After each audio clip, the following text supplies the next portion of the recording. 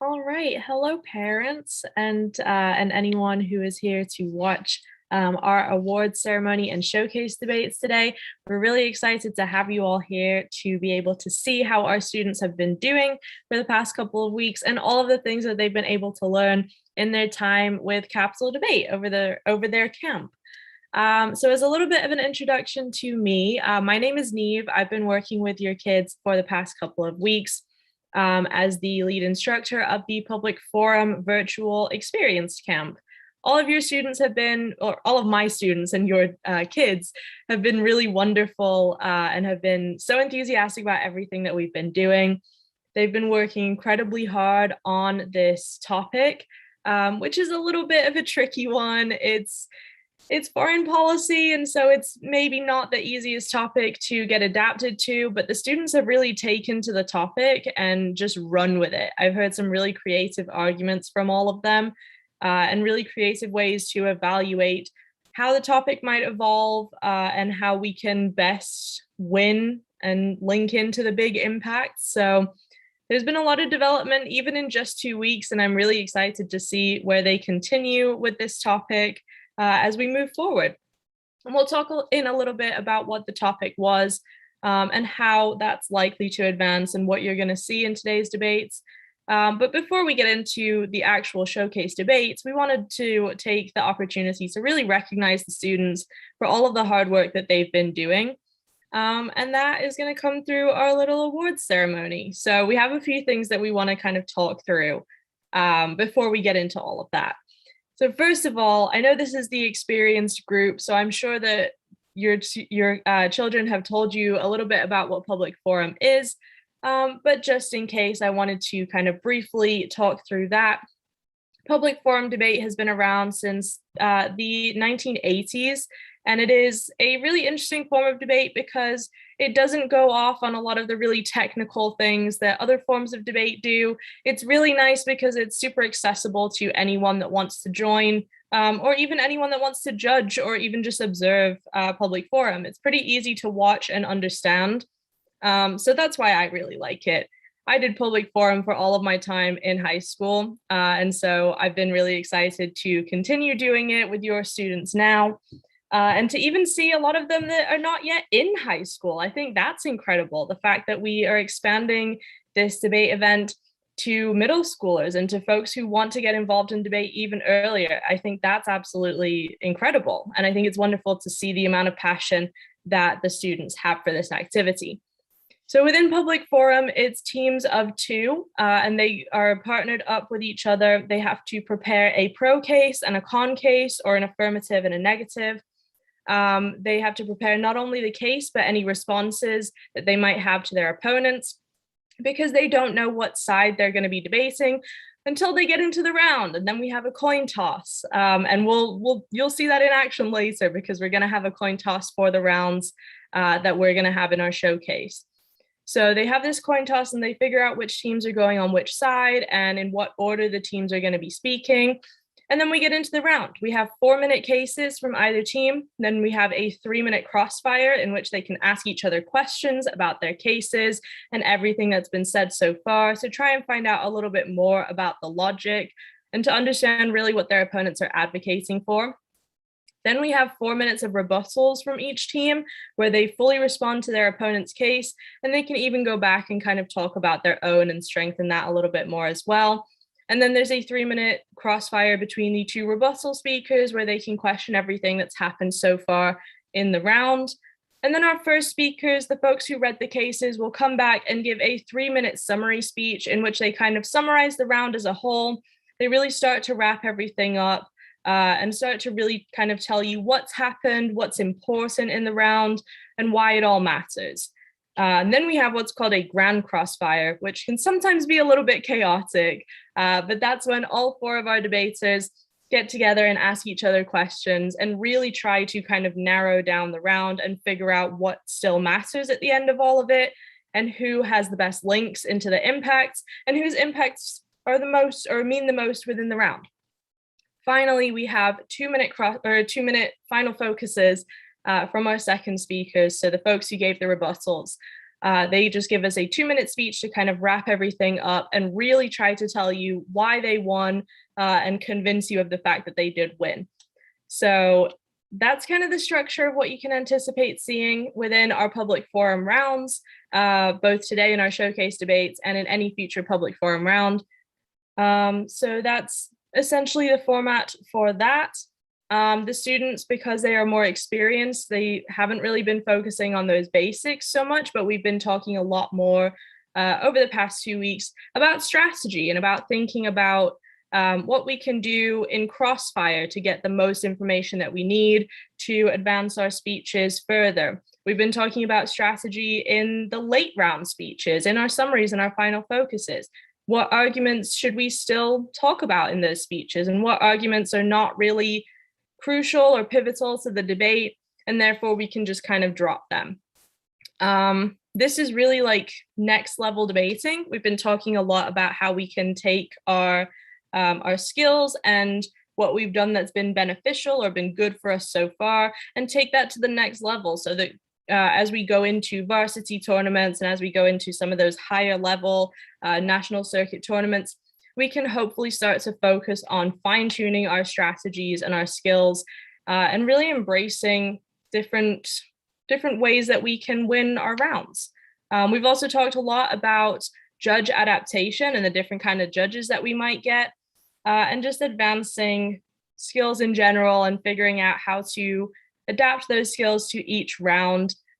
Because as we know, it's one thing to have skills and it's another one to be able to apply them to individual situations. So we spent a lot of time talking about being able to adapt and contextualize our arguments and our strategies within the context of a round. So that's kind of what we've been doing. I know I've been sending out nightly emails to parents. So there's been a bunch of updates every night on how we spent our days. But overall, I just wanted to take this opportunity to say that I'm immensely grateful to have had the opportunity to work with the students for the past couple of weeks. As I said, I love coaching and I love continuing to be involved in public forums. So it's really nice for me in that regard. But it's even nicer than that when the students are incredibly passionate about what they do. At that point, it's not just me like being here and doing public forum things. It's being engaged with students who really care about this and really want to get better. And that like means the world to me, right? That I can see people who are still really passionate and really engaged in this activity, because it is a great activity. And I love seeing that the students all have this desire to grow. And they've been phenomenal. Even in just 2 weeks, they've been able to grow so much. Every single day, every activity that we've done, I've noticed them really accepting the feedback that I've given them, whether I said it out loud or put it on our feedback spreadsheet. They've really been able to adapt to all of the feedback that they've heard and observing each other's arguments and how the different teams do things. They've learned from each other as well, which is a huge part of debate. So I think that it's been a really good experience. I hope that they all feel the same way. But I think it's been absolutely wonderful watching all of them grow. And I have seen a very clear growth in all of them. So that's very exciting. And it's a huge positive that we're able to see that. So cool, let's kind of get into everything. Let's start with our awards ceremony. I really want to take the opportunity to talk about each student. I've talked about them as a whole, but I want to kind of talk about them individually and really celebrate what they've done. So first of all, and they're only in the order of alphabetical by last name, but yeah, so we'll start with Shosh. Shosh is incredible. He is just such a fun presence to have in class every day. He is just like lighthearted and likes to kind of laugh at things that are going on. We had a couple tech problems, but he always just kind of shrugs them off and it's like no big deal. He's just a really great presence to have. He's very fun, but he's also really talented. And I have loved watching Shosh take his speaking style and really adapt it to be so much more passionate about the words that he's saying. And to be really cognizant and aware of every individual word as he says it and how he can emphasize those words to extract the most meaning from them to convey that to the judge and be so much more persuasive. I've also watched his summaries develop and like gain a little bit more structure to them that makes them way more convincing. So I'm really excited for you all to see how persuasive Shash has gotten. But generally speaking, he's just been wonderful to have in class. So congratulations to Shash. Next up is Nicole. Nicole is also a wonderful presence. All of our students have wonderful presences, but Nicole is just very, I don't know the word. She's very passionate about debate. She's a very I'm trying to think how to convey it. Like Nicole just reminds me of like just a powerful woman. She just like has this very powerful aura about her, which I love to see in debate, particularly from young women. And so I think it's fantastic that Nicole kind of embodies that. She doesn't take any nonsense like in Crossfire or in her speeches. She's very clear about her link stories and she can explain everything really well. She does a great job with weighing. She's never afraid to ask questions and figure out how to improve. And I just think that Nicole all around is like just powerful. She just exudes this like powerful energy. And so it's really been wonderful to work with Nicole over the past couple weeks. So congratulations, Nicole. Next, we have Ravi. Ravi is Nicole's partner. And they both actually, I didn't mention this, but they both have adapted this kind of style where one of them speaks first on one side and the other one speaks first on the other side. So both of them have had to work on developing skills for the first and the second speaker, which is really cool to see. That's something I did in high school and it's hard. It's really difficult. But if you can do it, it's a really fun time. And I think Ravi and Nicole are both very good at doing those things. I've loved seeing Ravi develop over the past couple of weeks.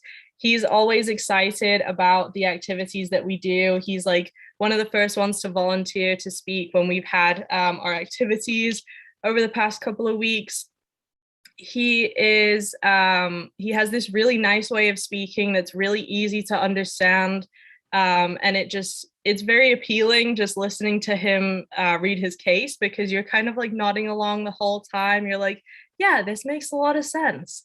It's just all very clear. And he just has this very calming presence and this like calming way of speaking.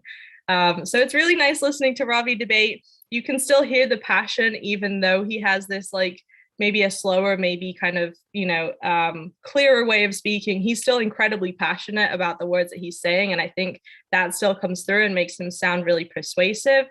So it's been really cool seeing how he's developed that and really fine-tuned specifically the late round strategies.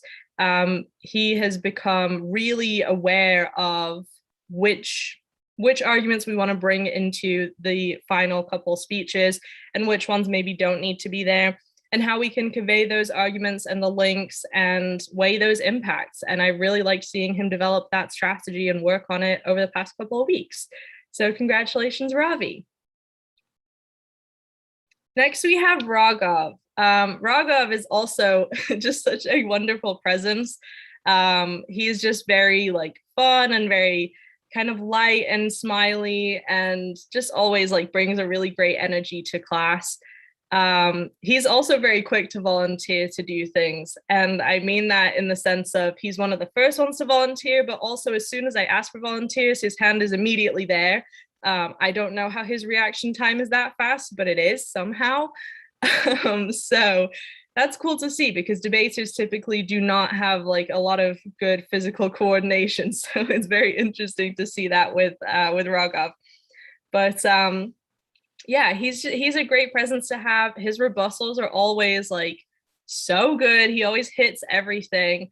And it's just been really cool to see. He's also like kind of similar to Ravi. He's been really focusing on that late round strategy and how we can really fine tune things. One thing that sticks out to me with Raghav is I gave him a note on Tuesday that I wanted to, I think it was on Tuesday or Wednesday, but that I wanted to focus on his logical responses to things. So I wanted him to kind of think not just about the evidence, but about his analysis as well. And then I watched him debate yesterday, and I watched him debate today, and he had somehow managed to like make that connection and bring in the evidence and also bring in the logic in his analysis and just have this wonderful blend of both of those things. And I was just sitting there in awe. Like, he managed to do this in 2 days, and it was just amazing. So that's something that's really stuck out with Raghav. So I loved seeing him develop over the past couple of weeks. And congratulations, Raghav. Next, we have Derek. Derek is also a really wonderful presence to have in class. He's kind of quiet, but then as soon as he unmutes and starts speaking, you're like, oh, Derek's here. He showed up today. And he never fails to show up in that way. He is also incredibly powerful and just like has this way of speaking that as soon as you hear him, you kind of know this is not going to be an easy round.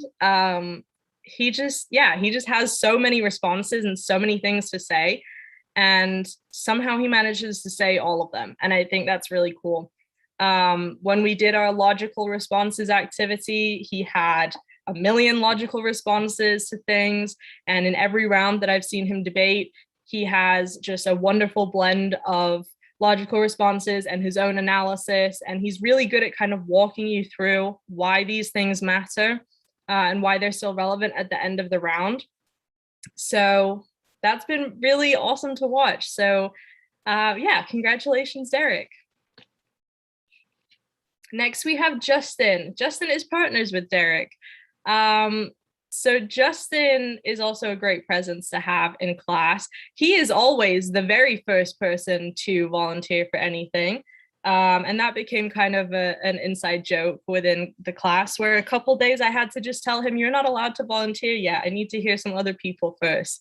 But he's just very excited about being able to develop his skills and to kind of work on things to the extent that he needs to.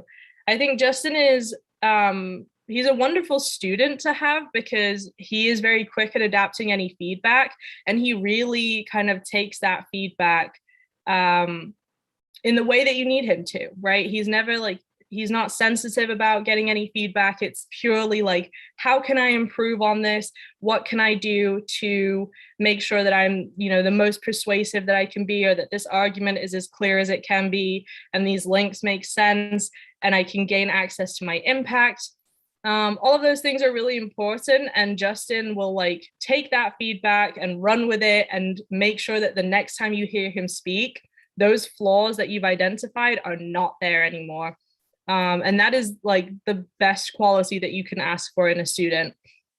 So that has been wonderful to see. And I think probably the second best quality you can ask for in a student is enthusiasm and someone wanting to volunteer and kind of step up to the plate.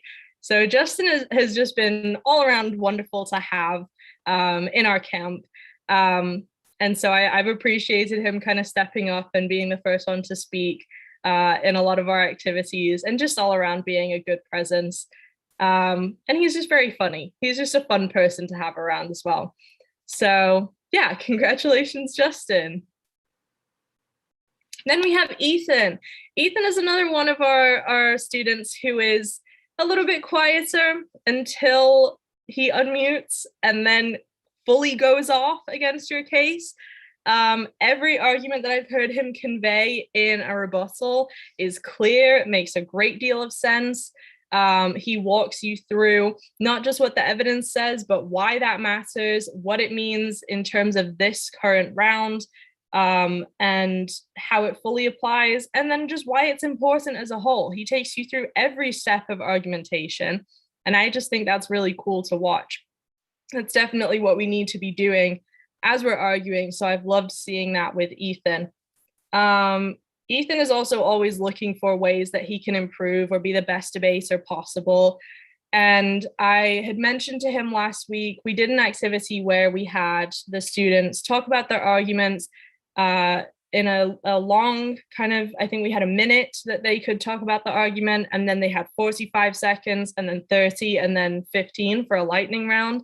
And so they had to walk me through their entire argument, but just shorten their description of it every time so that we could have really short explanations for crossfires and for summary and final focus. And after that activity, I mentioned to Ethan that his speaking style, when he was going a little bit faster in those shorter speeches, was his best speaking style. And I only heard him use that speaking style from then on. It was wonderful.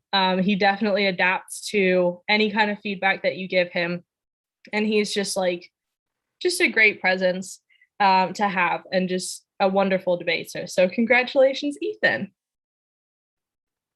And then last, but of course not least, Jaeen. I feel like I'm saying that a lot about Jaeen, but she is a little quiet as well. Typically, one of our last folks to speak in some of our activities, but in a way, sometimes you kind of feel like maybe best to last. I don't know, definitely not saying that anyone is the best, but you definitely feel like her presence is there when she speaks. And you're like, okay, I've been waiting this whole time to hear her, and she did not disappoint. Jaeen is also a great presence to have. She is so passionate about this activity and about being the best that she can possibly be. Any questions that she had about how she could improve, what the circuit might be like when she starts competing, how she can counter certain arguments, how she can strengthen her arguments. She's always asking those, and she's always looking for ways to improve as a debater and to think through how she can strengthen her arguments and her case, and all that other good stuff. So Jaeen is just a great presence to have in class, a wonderful student, because she is always looking for different ways that she can improve and build upon her skills. And I've seen her adapt to a lot of the feedback that I've given her as well, even just small things like me saying, hey, you don't necessarily need to have a roadmap on time. You can do it before you give your speech. She did that really quickly. And that's just a really small note, but she was able to adapt to that. And then even on the bigger things, like you need a little bit more structure in these speeches, she could adapt to that super quickly as well. So Jaeen is a wonderful student to have because she's so quick to adapt, and she is always thinking about how she can evolve as a debater and become even stronger than she already is, and how she can really make her arguments unsinkable and undefeatable. So congratulations, Jaeen. So that's all of our certificates and all of our students that we've had in the past couple of weeks. So I wanted to take the opportunity to kind of talk about maybe what's next for these students and what other programs we have that they could get involved in. So we do have our Club Debate League. This is 4 quarters per year. It runs for 4 quarters. We have 8 weeks in each quarter that students would be able to compete in. And essentially what it looks like is that you'd have once a week team meetings, either Tuesday or Wednesday evenings at 7 or 8 p.m. Eastern. And then there would be small teams of 6 to 8 students, and there would be 1 coach. So it would be the same kind of size as our camp that we've had this week. But it could also be a little bit smaller than that as well, because we want to make sure that the students have access to their instructors and that they're able to communicate with them whenever they need to. It's a one-on-one debate format style. So it would just be one person versus another person. It wouldn't be partnerships like we have in public forum. You have 2 virtual tournaments per quarter. So you have ways to continue competing and not just learning. You actually get to apply those skills to full tournaments.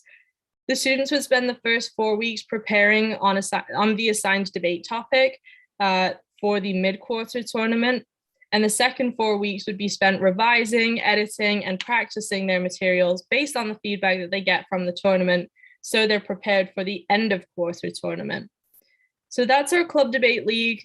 This is particularly beneficial and helpful for folks who maybe don't have access to a public forum league or any kind of league around them or circuit that they can regularly compete in. If you're looking to continue competitively, Club Debate is a really good way to do that. But even if you want to kind of do that on top of Public Forum, then it's around and it offers a few more opportunities to compete as well. We also have virtual classes. We have private coaching that students can get with any of our instructors. And if our students want to return for camp next year, then there's a code on the screen, 2021 Alumni 200, to save $200 on your registration for next year's camps. And we are going to have virtual camps as well as in person for next summer. So to talk a little bit about our showcase, I know I kind of talked through what Public Forum looks like and what you can anticipate there. The topic that the students are debating is resolved. The North Atlantic Treaty Organization, or NATO, should substantially increase its defense commitments to the Baltic states. So when you hear students use the term NATO, they're referencing the North Atlantic Treaty Organization. It's an intergovernmental organization that I'm sure most of you are familiar with. And they're going to be talking about the Baltic states, which are Estonia, Latvia, and Lithuania. They probably won't refer to those countries by their individual country names. You will probably hear them talk about the Baltics more frequently than the individual names. But in case you hear those country names as well, then those are the countries they're referring to. Our students do speak pretty quickly, which is awesome. So if you can't keep up, then that's okay. It happens. I struggled at times as well, but they do speak very clearly, so you can definitely still hear what they're saying. And yeah, so they've all been working really hard on this topic. There's a lot of arguments about Russia that you'll hear. There's a lot of arguments about provoking Russia or potentially leading to war. So that's kind of been the bulk of the arguments, but I think the students have done a really good job of not just focusing on that and not kind of boxing themselves into that specific topic, and expanding to talk about some more creative things as well. So you'll likely hear a few different arguments as we continue. We haven't done our coin flips yet because I wanted that to be kind of a part of the showcase and for you all to kind of see what that looks like. So we don't know which students are going on which side, but we do know the order in which the debates are happening. Throughout our camp tournament and our practice rounds, the students have all debated each other. So we have 4 teams total, and each team has debated all of the other 3. So what you're going to see in the showcase is students will obviously be going against teams that they have already gone against. So if they would like to kind of flip the sides, then they're welcome to do that so that they can get practice debating that team with either side. And if not, then they're just going to debate the same way. And that's really fine as well, because we want them to get practice on the side that they feel that they need practice on, because this is going to be the topic for September and October. So it's going to run for a little bit, for quite some time. So the students should be very prepared on that. I'm going to have my camera off once the debates kind of get going. I'll be around if there's any tech issues. I might jump in and kind of let folks know. But for the most part, the students are going to be running the debates on their own. I will just kind of give you a slide introducing who's going to go in what order. But other than that, the students are really kind of in charge of things. We've practiced this as we've done our debates throughout the week. So they definitely know what they're doing and they know how to handle these situations. And you will only see the person who is giving the speech on your screen, or you should only see the person who's giving the speech on your screen. Everyone else has been advised to leave cameras off so that we can just highlight whoever is giving the speech. And we can also try and reduce any tech issues in terms of having too many cameras on that might like limit someone's bandwidth or something like that as well. So without further ado, let's get into the showcase. Our first debate is going to be between the teams of Ethan and Jain and Raghav and Shashwath. So the topic again is listed on the slide so you can see it. But those are our teams. So I'm going to stop screen sharing now, and we are going to get into the coin toss. So without further ado, Jain, would you like heads or tails? Heads.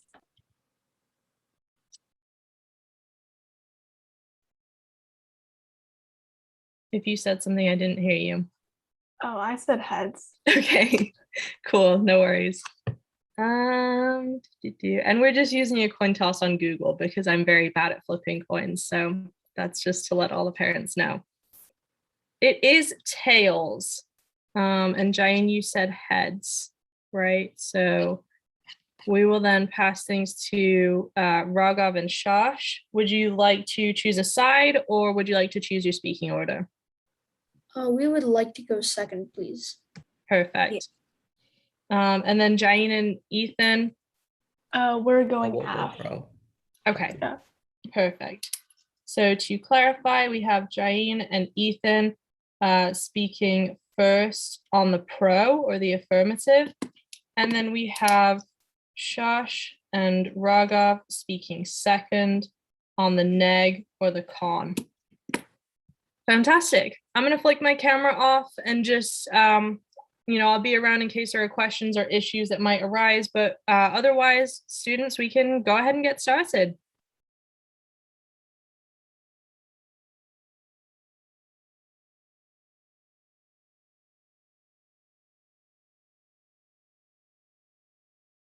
Jane, you're on mute. Oh, sorry about that. I'll restart my time. Okay, I'll start my time right now. Good day, Judge. Reaffirming the resolution. Our first contention is U.S. commitment to NATO. Our first subpoint, the U.S. needs NATO because of shared intelligence and improved trade. Number 18 tells us that NATO members frequently share intelligence across the alliance. The UK, France, and Germany alone added 40,000 intelligence personnel to the alliance's intelligence capabilities. According to USTR 20, U.S. goods and services trade with the EU totaled an estimated $1.1 trillion in 2019. Without NATO, our trade would have never been as profitable as it is now. Our second subpoint is that NATO is also very important because it has been key to preserving peace within the European continent and preventing adversaries from launching a major conventional war, according to number 18. NATO's deterrence works because of Article 5, which, according to NATO 21, states, collective defense means that an attack against one ally is considered an attack against all allies. This means that NATO's increased presence in the Baltic states will deter Russia from attacking, acting as a tripwire. Our third subpoint, according to James Service 19, who is a retired U.S. Navy admiral, by binding Europe's democracies together, NATO decreased the chances of brutal conflicts. To reiterate, without NATO, lives would have been constantly lost due to conventional war, which will eventually escalate to nuclear war. According to Colby 16, conventional war can escalate dramatically and unpredictably, especially when major powers are involved. Thus, the most likely route to nuclear use will be via a nasty conventional war, as happened in World War II. Our fourth subpoint, according to Congressional Research Service 20, the Baltic states are close U.S. allies and considered among the most pro-U.S. countries in Europe, and will likely continue to look to the U.S. for leadership. Currently, Russia has generated heightened concerns about possible hybrid threats and Russian tactics to pressure the Baltic states and promote anti-NATO narratives. If we don't take action and defend against these threats, the Baltics will see us as cold and uncaring. In order to keep our status of world leader stable, we have to step up and help defend against Russian threats in the region. The impacts for this contention are improved foreign intelligence, increased trade, the prevention of war, safety for citizens, and maintaining global leadership status. Our second contention is Russia is a threat to world peace. The probability of Russia attacking the Baltic states is very high, according to Rosie 21. Moscow was not subjected to considerable punishment for Russia's actions involving Crimea, and this has helped fuel the Kremlin's confidence in its ability to carry out various forms of warfare abroad. This gives historical precedence to Russia invading countries for its own benefit. Our second, the Baltic states are in danger. Lauren Thompson 16, who is the former deputy director of the Security Studies Program, says both Washington and Moscow assign high strategic significance to the Baltic states. From Moscow's perspective, the Baltic states are located close to the centers of Russian power, and therefore are potential base for devastating attacks. Russia stated repeatedly that it needs non-strategic nuclear weapons to cope with the superiority of NATO conventional forces. There is growing anxiety, especially in the Baltic countries and Scandinavia, about the dangers of further Russian military provocations. Div 17, Emeritus Professor of Strategic Studies, states there is a growing realization that Moscow's new military strategy relies on the early recourse to tactical nuclear weapons. Tabarrok 19 states that the statistics suggest that for a child born today with a 75-year life expectancy, the chances of a nuclear war in their lifetime is nearly 60%. The Baltic states and NATO would be decimated if Russia attacked. According to PEC 21, the land and air sea movements are vulnerable to substantial air power Russia has built in the Western Military District. Based on an exercise done by the Jamestown Foundation, Hooker 19 provides that the estimated time to launch an offensive attack against the Baltics would take 7 to 10 days. This leaves NATO very little reaction time. Schlappak and Johnson 16 further. In numerous tabletop war games, Russian forces were knocking on the doors of Baltic capitals within 36 to 60 hours. US and Baltic troops proved unable to halt the advance of Russian units and suffered heavy casualties. The impacts for this contention are the prevention of nuclear war and lives. Thank you, and we strongly urge an AF ballot.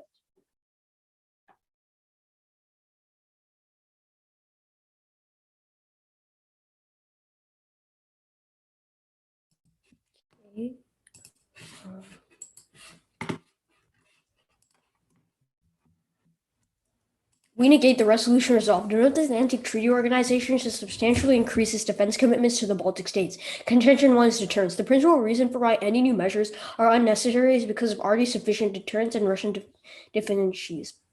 Stengel 2019 states that Russia is simply not prepared or positioned to execute a well-coordinated conventional attack on the Baltics. It would require a large and complex movement of troops, vehicles, and equipment to successfully plan and execute such an operation.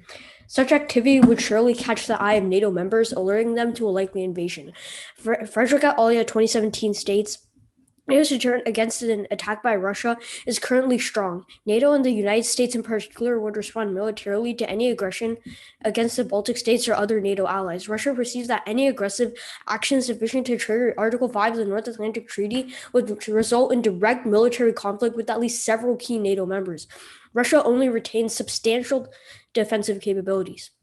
Russia acknowledges that simply attacking the Baltics would be catastrophic and is only prepared for defensive measures. As such, any further NATO expansion there would just stoke tensions. There are already examples of this, as Carpenter 2020 finds that Putin's government defends the Kaliningrad buildup as a response to NATO's behavior along the borders of Russia. That justification has some merit. NATO has engaged in a alarming number of provocations in recent years. Even the political decision to expand the alliance to incorporate the 3 Baltic states that had been part of the USSR was itself a decidedly unfriendly act. These tensions could have very serious consequences. Military activity in the Baltic Sea and the often aggressive behavior demonstrated by the Russian military has become a new normal, increasing the risk of miscalculation and serious incidents. Contention to spending issues. Coordinating an increase in NATO expenses for more defense commitments to the Baltic states would simply not be doable. The primary reason for this would be lack of European financial support, both during the pandemic and after the pandemic. Bergman and Sicarli 2021 state that with the COVID-19 crisis hammering the balance sheets of all NATO members, the prospect for European defense spending looks bleak. It seems unlikely that there will be significant new investment to address some of NATO's critical capability gaps. The European Union has reduced allocations in its recent budget. NATO members seeking to keep their economies alive are unlikely to prioritize defense. This is a serious problem for the alliance in the wake of a massive economic contraction caused by COVID-19. Simply demanding that countries spend more on defense will certainly not work now. Even after the pandemic, European nations won't ramp up defense spending, as Lazard 2016 finds that. Michael Corrigan, an associate professor of international relations at Boston University, argues that health and retirement benefits promised to Europe's aging population, combined with high taxes would make it very difficult for such countries to spend more on defense without enacting policies that would be difficult for their citizens to swallow. This means that the burden of funding the expansion will fall solely on American taxpayers and the US, which is unfortunate, especially at a time when economics say that the defense spending could have negative economic effects. Rooney et al. 2021 states that prioritizing defense spending over infrastructure investment might undermine economic growth and resources available for defense spending in the long run. Rising U.S. public debt will eventually undermine growth, and there's a risk that defense spending might eventually have a deleterious effect on growth. Gutman 2014 states that many studies suggest that economic pressures may also give rise to a host of unhealthy behaviors, which exact a documented toll on people's health. There has long been substantial evidence linking job loss to shorter lives and much more related health-related problems. This would lead us to a point in which increasing spending would have the terminal impact of death, and as our first contention proves, for unnecessary reasons. So for these reasons, we urge a negative ballot. Cross.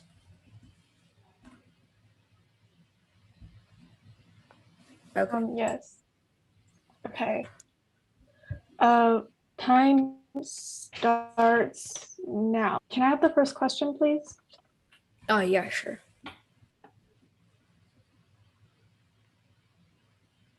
Okay.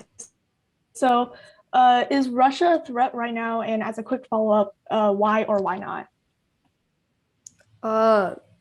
Well, right now, the chance of Russia invading the Baltics is very slim. And wait, what was your follow-up question?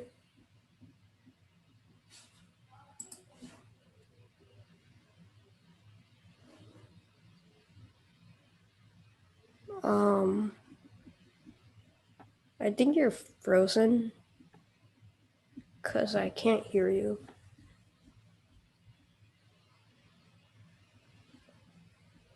Okay, wait. Oh, okay, wait, I Can can you hear you now. hear me now? Yeah, yeah. Um, Okay, so I stopped process around 2 minutes. So I'll just restart it again. okay. Okay. So what was your question? So my follow-up question was why or why? Well, the chance of Russia attacking the Baltic states is slim, and the reason why is because Russia knows that attacking the Baltics would just um trigger an Article 5 response, and that means they have to go against the entirety of NATO, and they don't want to do that. And that would be catastrophic for their country. Okay, would you like a question? Yeah, sure. So in your first contention, um, or wait, what was your second contention name again? Or did you have a second contention? Yeah, I did have a second contention. It was Russia is a threat to world peace. Okay. So you said that there's a 60% chance of nuclear war. Uh, if there's a 60% chance of nuclear war in a person's lifetime, how come the nuclear weapons have only been used twice during World War II? Like, So that's wouldn't it doesn't it seem like the world is like riding on that 40% of no nuclear war? well, yes, but also like it's still more likely that a nuclear war would happen in say our lifetime than it not happening because multiple countries have extremely big arsenals of nuclear weapons and it only takes one miscalculation like you said for those to be used. Okay. You can have the next question.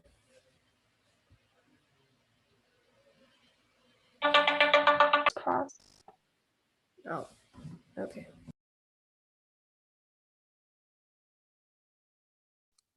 I'll just be taking a running prep.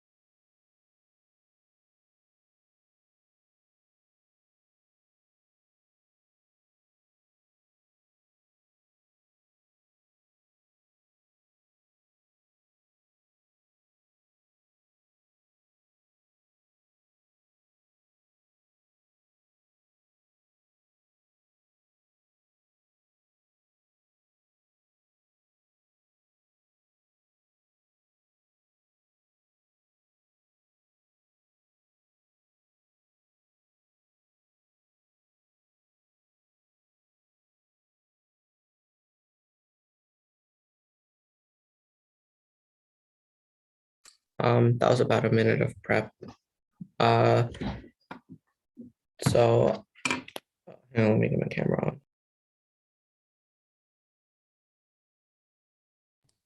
Okay. So I'll just be doing a line by line down their case. My time begins. Now, first, I'll address an issue that they asked during Cross. They said how our Tabarak 19 card stated how there's a 60% chance of nuclear war and why there's not nuclear war right now. However, we tell you that this card was analyzed in 2019. World War II happened 80 years ago. So, however, you cannot use this response. And then moving on to their case, right? They say that the current deterrence EFP is enough. However, you can turn this to OSAP because Shaplak and Johnson 16 have told us in numerous wartime games, Russian forces were knocking on the doors of Baltic capitals within 36 to 60 hours. US and Baltic troops proved unable to halt the advance of Russian units and suffered heavy casualties. A tripwire is only effective only insofar as the tripper believes that touching it will cause an explosion, and there are good reasons to suspect that Putin, the tripwire looks disconnected. And also, we are able to quantify how many hours it would take for the Russians to invade the Baltics. And then they say how Russia won't attack the Baltics. However, this is not true for two reasons. First of all, according to Luke 20, Putin's regime needs confrontation with the West to survive.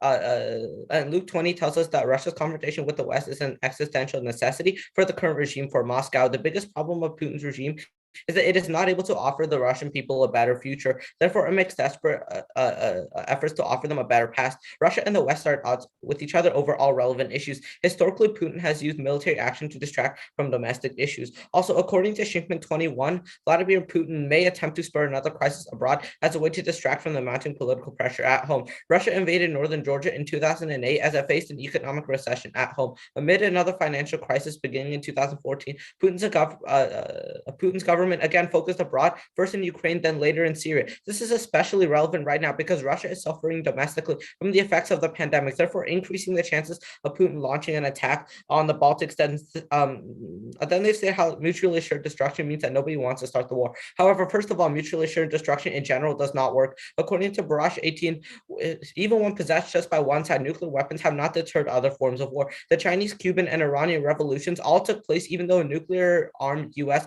backed the overthrown governments. Similarly, the U.S. lost the Vietnam War, just as the Soviet Union lost in Afghanistan, despite both countries not only possessing nuclear weapons, but also more and better conventional arms than their adversaries. Also, second of all, a DIB 17 states that there's a growing realization that Moscow's new military strategy relies on the recourse to tactical nuclear weapons, which means that Russia will use nuclear weapons in a conflict. And also, as we stated in our case, Colby 16 tells you that conventional war can escalate dramatically and unpredictably, especially when major powers are involved. Thus, the most likely route to nuclear use will be via a nasty conventional war, as happened in World War II. Then they said how tensions will increase, and this will increase miscalculation. However, they cannot terminalize this impact because miscalculation has never actually led to war in the past. And moving on to the second intention about spending issues, they first say how there's a lack of the European support. But however, according to the BBC 21, we tell you that US and Germany both contribute over 16% to the NATO funding, and actually Germany and other European countries might be contributing more of their GDP because the US has higher GDP, but Germany is still contributing the same amount of money. For this reason, we are telling you that other European allies are also funding NATO as well. Then they state how NATO will not prioritize defense. But however, as I've stated before, we need the defense to deter against the Russians.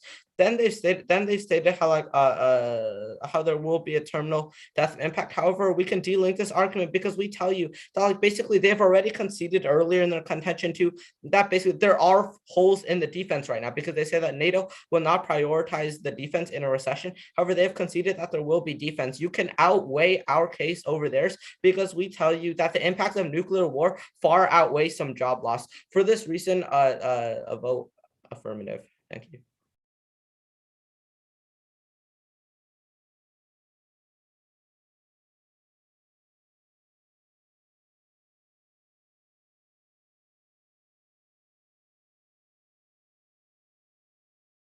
I'll take running prep starting now.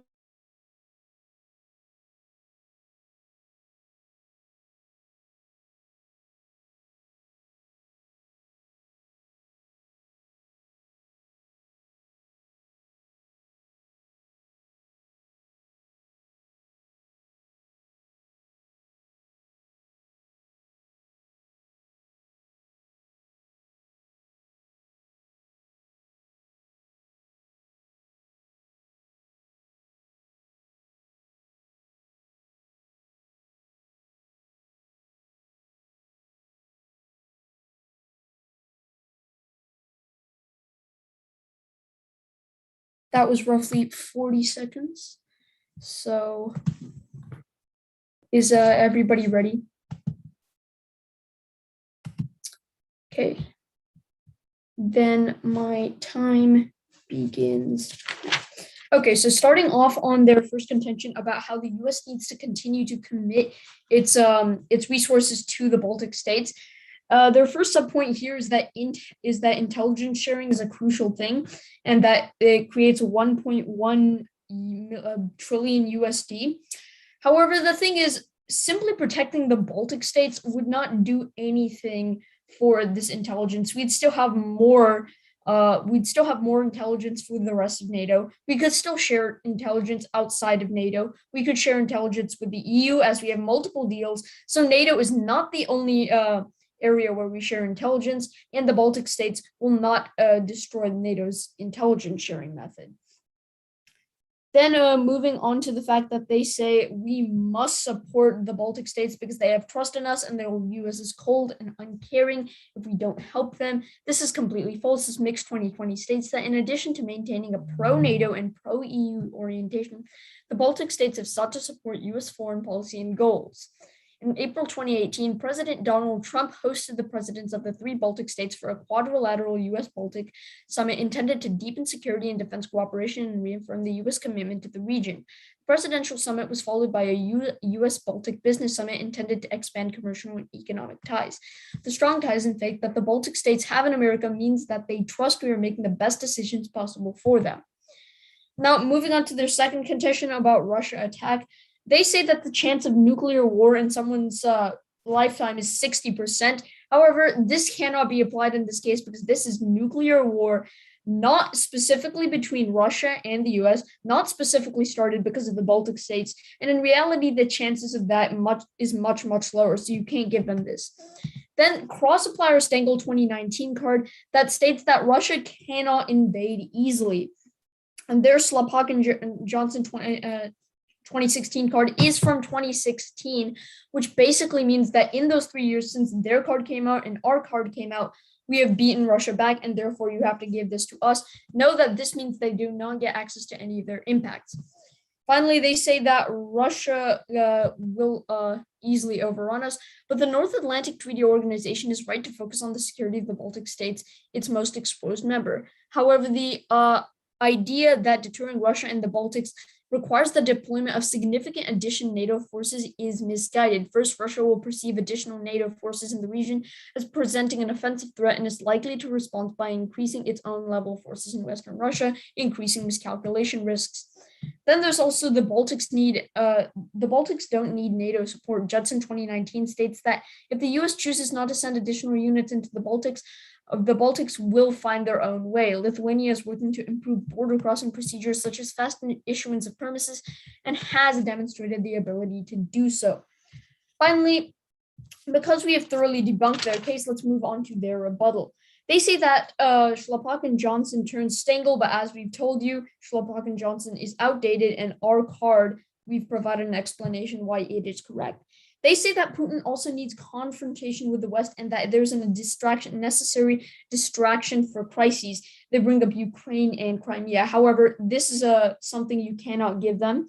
Confrontation with the West can be done anywhere else but the Baltic states. It doesn't necessarily have to be done there. And the reason being why it won't be done there is because Putin will only invade weaker and more corrupt nations such as Ukraine, such as Georgia. The Baltic states are well developed, are very close to the NATO and very close to the EU, and that creates a difference. They also say that MAD doesn't make sense, but they only refer to kind of battles in which there was also only conventional capabilities. Russia and the US both have nuclear weapons, so MAD still applies. And finally, they say that miscalc doesn't lead to war. Miscalc does lead to war, and nuclear attacks have never led to war. They also misunderstand our second contention, and for these reasons, we strongly urge a negative ballot.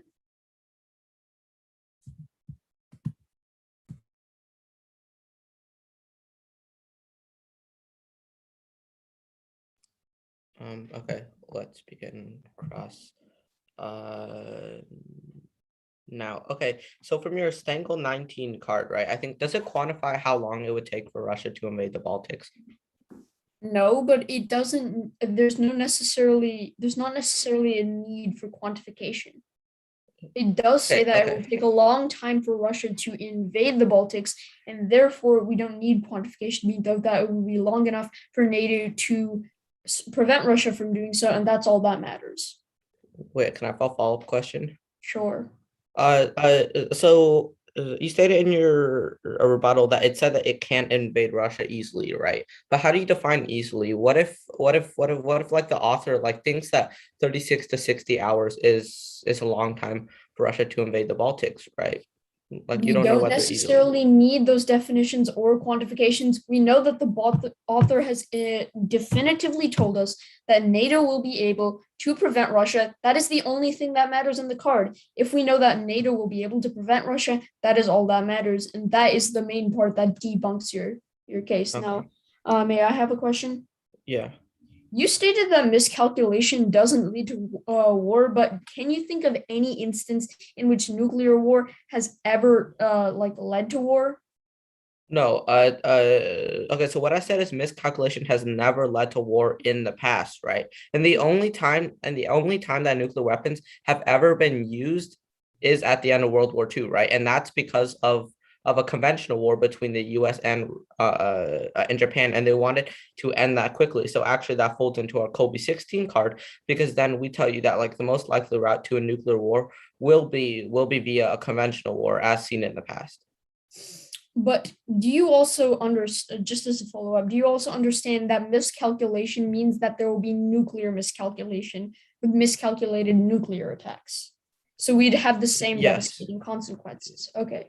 So our Okay. impacts are the same. Yeah, okay, we can both go for the nuclear war impacts if that's what you wanted. Um, or I mean, okay. So when you've stated that basically like Lithuania is bumping up its defense systems, well, I have two questions to this. First of all, how about Estonia and Latvia?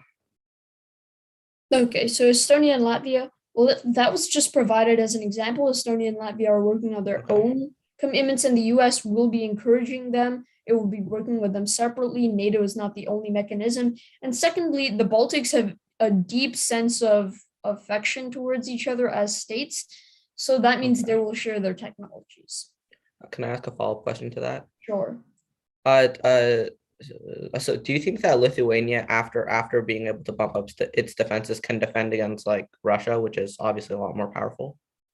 Not by itself, but as I show you that there's still some sort of mechanisms that the US and other countries can use, and not Yeah, of necessarily course. within NATO. Okay. Okay.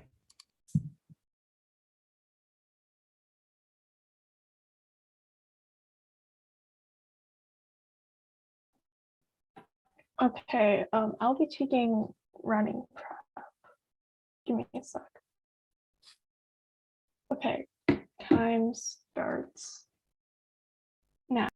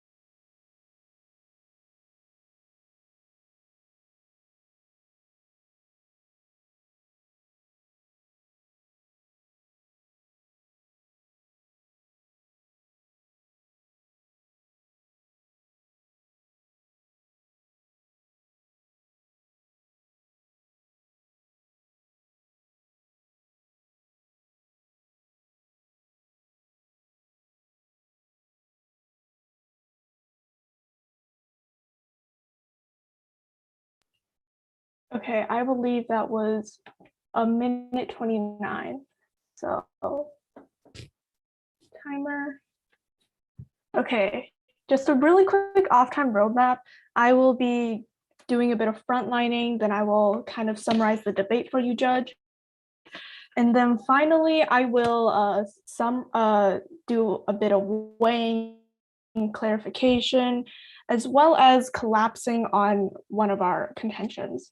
So time, oh, and I will also be reading our link chain to clarify. Time starts now. Okay, so our opponents said in their case that Putin defends the Kaliningrad buildup as a response to NATO provocations along their border. However, if they were provoking Russia on their own border, then why aren't they shoring up defenses in their border? Why are they doing it in Kaliningrad? And also, they mentioned in their contention too that they themselves said that countries in Europe are unlikely to address capability gaps. This is literally admitting to the fact they are conceding that there are capability gaps in their defense capabilities. So this contradicts their first contention where they said that enhanced forward presence is enough. They also mentioned how they also kept mentioning their Stengel 19 card, which they said defeats our Schlafak and Johnson card because it's more recent. However, their Stengel 19 card doesn't quantify and it's not specific at all. It just says that Russians will not be able to easily invade. What do they mean by easily? That's way too vague to be considered reliable. So therefore, our card still stands. They also didn't refute the fact that the Baltics are in danger, or our DIB 17 card, which states that there's a growing realization that Moscow's new military strategy relies on the early recourse to tactical nuclear weapons. So this means that Moscow or Russia in general will literally just abandon conventional warfare for nuclear warfare because they find that it's easier to win in nuclear warfare.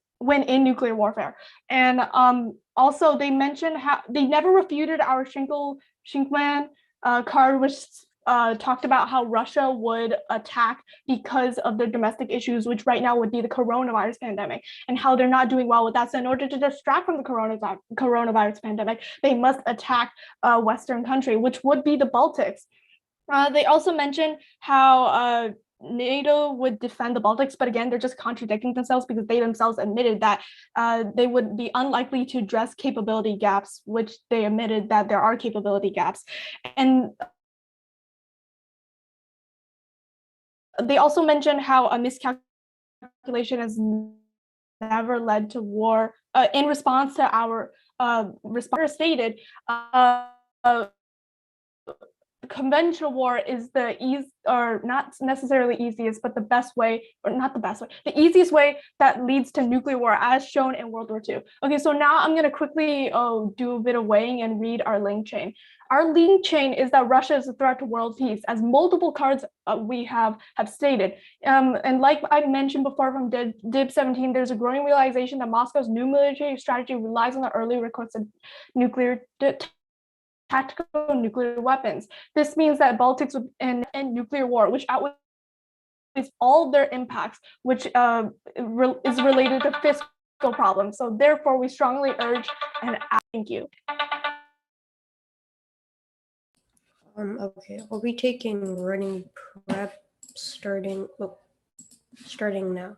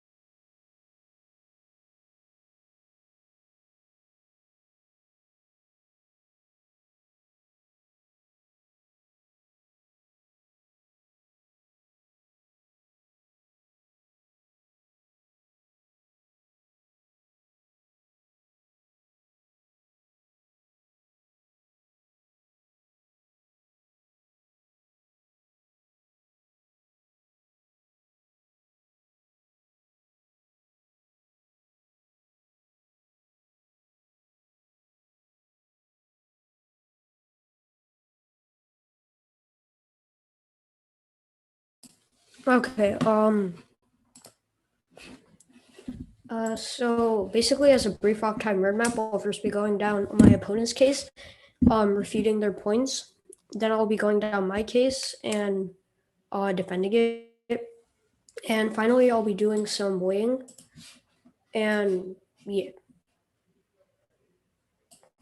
Okay. So is anybody not ready? Okay. Then my time begins now. Starting my opponent's case, they decide to collapse on their second contention, so I'll only be going on that.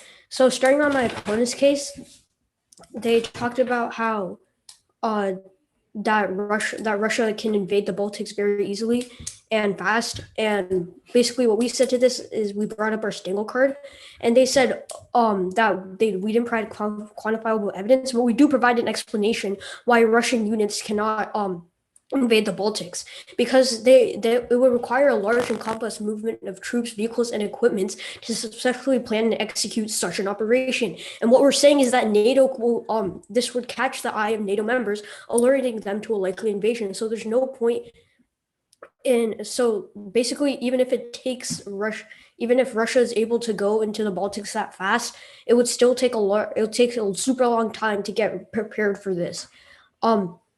Moving on, my opponents also say that Moscow is building up their nuclear weapons, and this is bad. But if you realize that in World War II it was only used twice, and this was a last resort, so this proves that nuclear war is very unlikely, and the use of nuclear weapons is very unlikely. They also said that we can't apply MAD or something, but MAD can be applied here, and basically Russia knows that if they were to use nuclear weapons, it would basically just be the end of the world. Anyway, moving back down onto our case. So my opponent said that they responded to our Stingle card, but I proved that our Stingle card is still right. And they also said that Kaliningrad, the buildup, why was it not on the borders of Russia? But the Kaliningrad is still part of Russia, so like they can still build up their military in Kaliningrad. And this doesn't really respond to anything, really, but moving on. My opponents also said that miscalculation does not lead to war, but according to Abshire and Dickinson, in the 20th century, miscalculations rather than aggressors' pre-mediated large-scale offensive have proved to be a immediate catalyst or detonator of war. So this just proves that miscalculation can lead to war and is equally as devastating. Moving on to our second contention, my opponent said that we contradicted ourselves because we said one thing about NATO's capability gaps, but this really doesn't contradict anything. We didn't really contradict ourselves, and they do not really understand our second contention. But what we're saying in our second contention is that defense spending costs a lot, and in European countries and US countries, they don't have the funding to help in the Baltics. So this leads on to US taxpayers, and this leads to economic pressures, and this leads to job loss and shorter lives and more health-related problems. So we have the impact of death and war on both contentions, so we win, and we win here. For these reasons, I urge you to vote for a negative ballot. Grand Cross. Before we start Grand Cross, can I call for the Stingle card, please? Sure.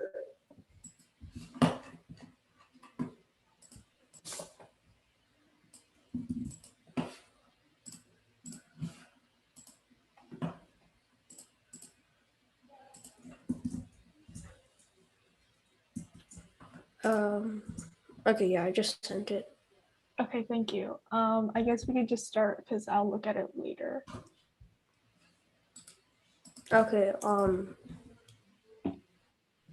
I think I might have to keep my camera off because my network bandwidth is low. So if that's okay with everyone. No, that's cool. Good. Okay, and I'm sorry if I miss any questions because everything's kind of glitching. So time starts now. Would you guys like the first question?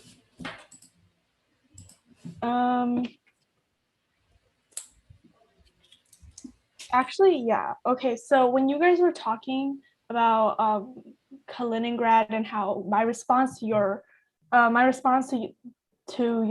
was that why aren't they placing it near Russia's borders? You guys said that Kaliningrad is still part of Russia, right?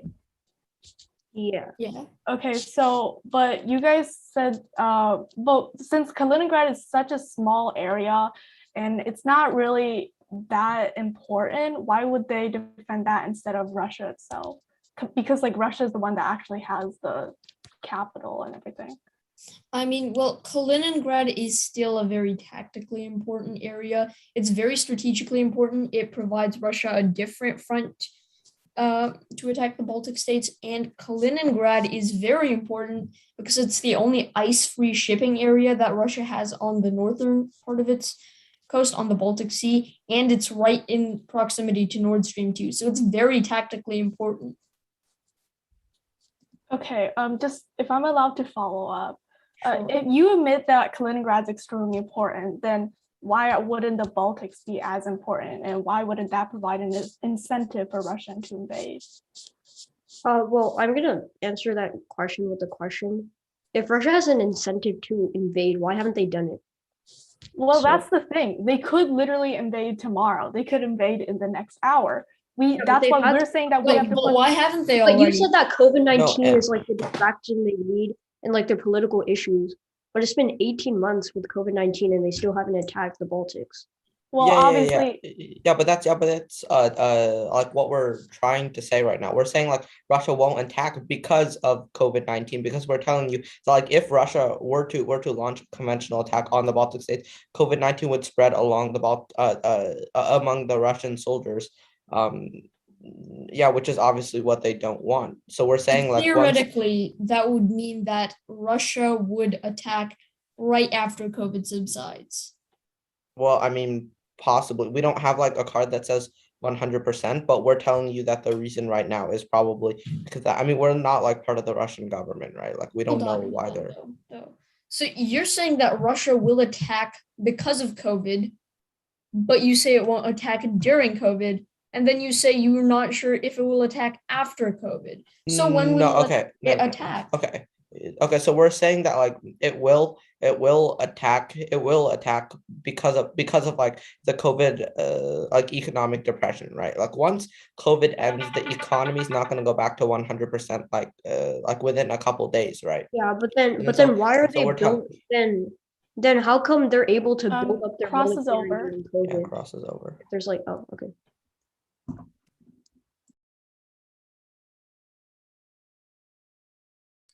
I'll just use the rest of my time, which is I think like 30 seconds.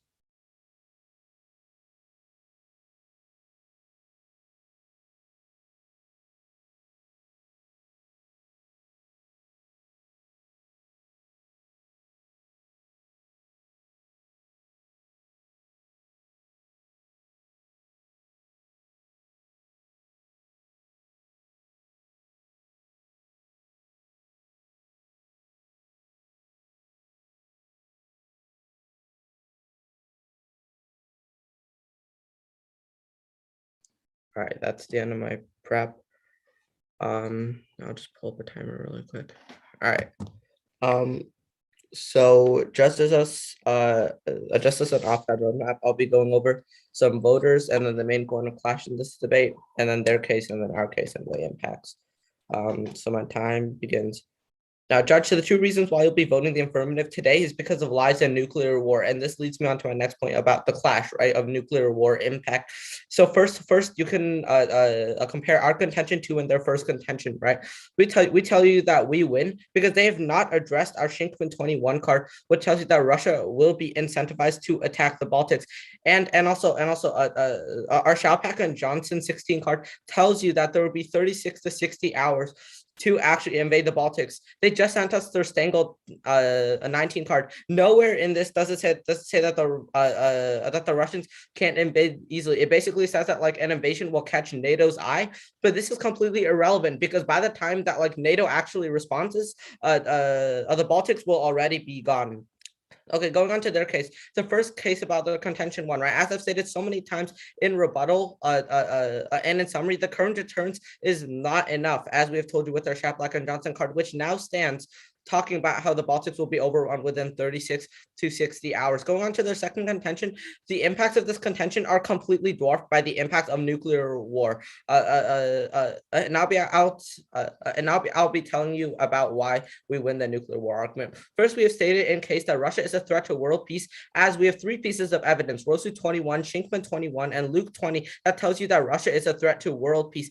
In fact, DIB 17 tells you that there's a growing realization that Moscow's new military strategy relies on the early recourse to tactical nuclear weapons, which means that they will use nuclear weapons, as we have read in case. Also, our card to Tabarok 19 tells us that statistics suggest for a child born today with a 75-year life expectancy, the chance of a nuclear war in their lifetime is nearly 60%. This means that in the status quo, the chances of nuclear war is extremely high, and by voting affirmative, you decrease that chance, and decreasing the chances of nuclear war. As I've told you with our Shaplak and Johnson 16 card over and over again, which now overrides their Stengel 19 card, because nowhere does it say that they can't invade the Baltic easily. The Russians will attack, and according to Colby 16, conventional war leads to nuclear war. For this reason, we prevent nuclear war and decrease the chance of nuclear war, which is why you'll be voting for us. Thank you.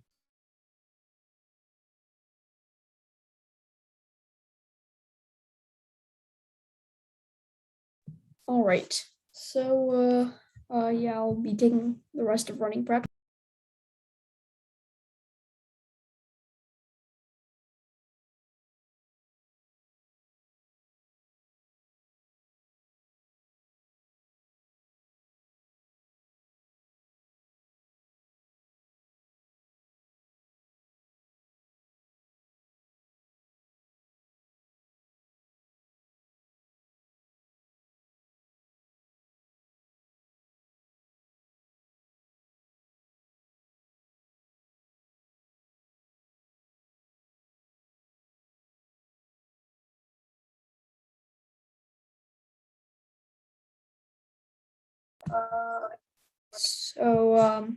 So is everybody ready?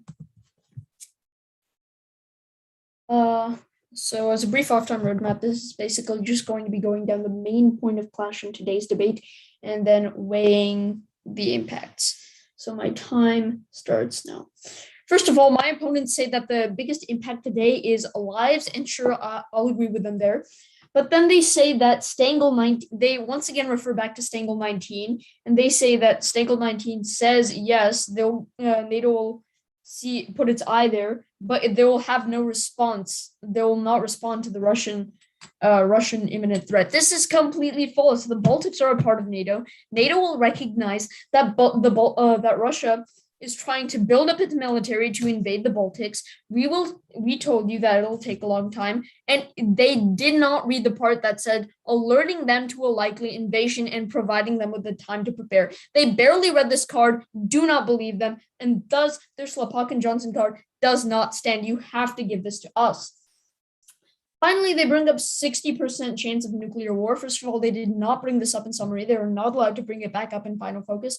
Second of all, they disregarded the response that we provided to it in our rebuttal, in which we said that this 60% nuclear war chance is not specific to a nuclear war between Russia and the US, that starts in the Baltic states, that starts from a conventional war. The real chance is probably closer to 0%.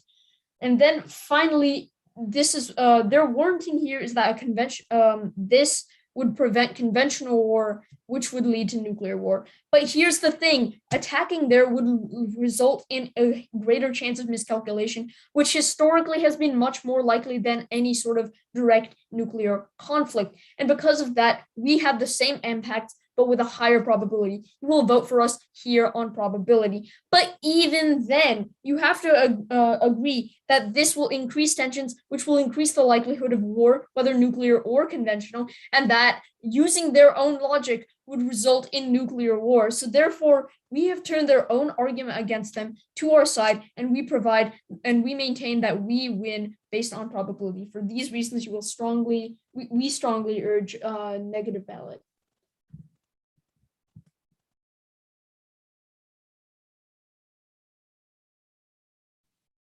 All right, so that was our first round of debate.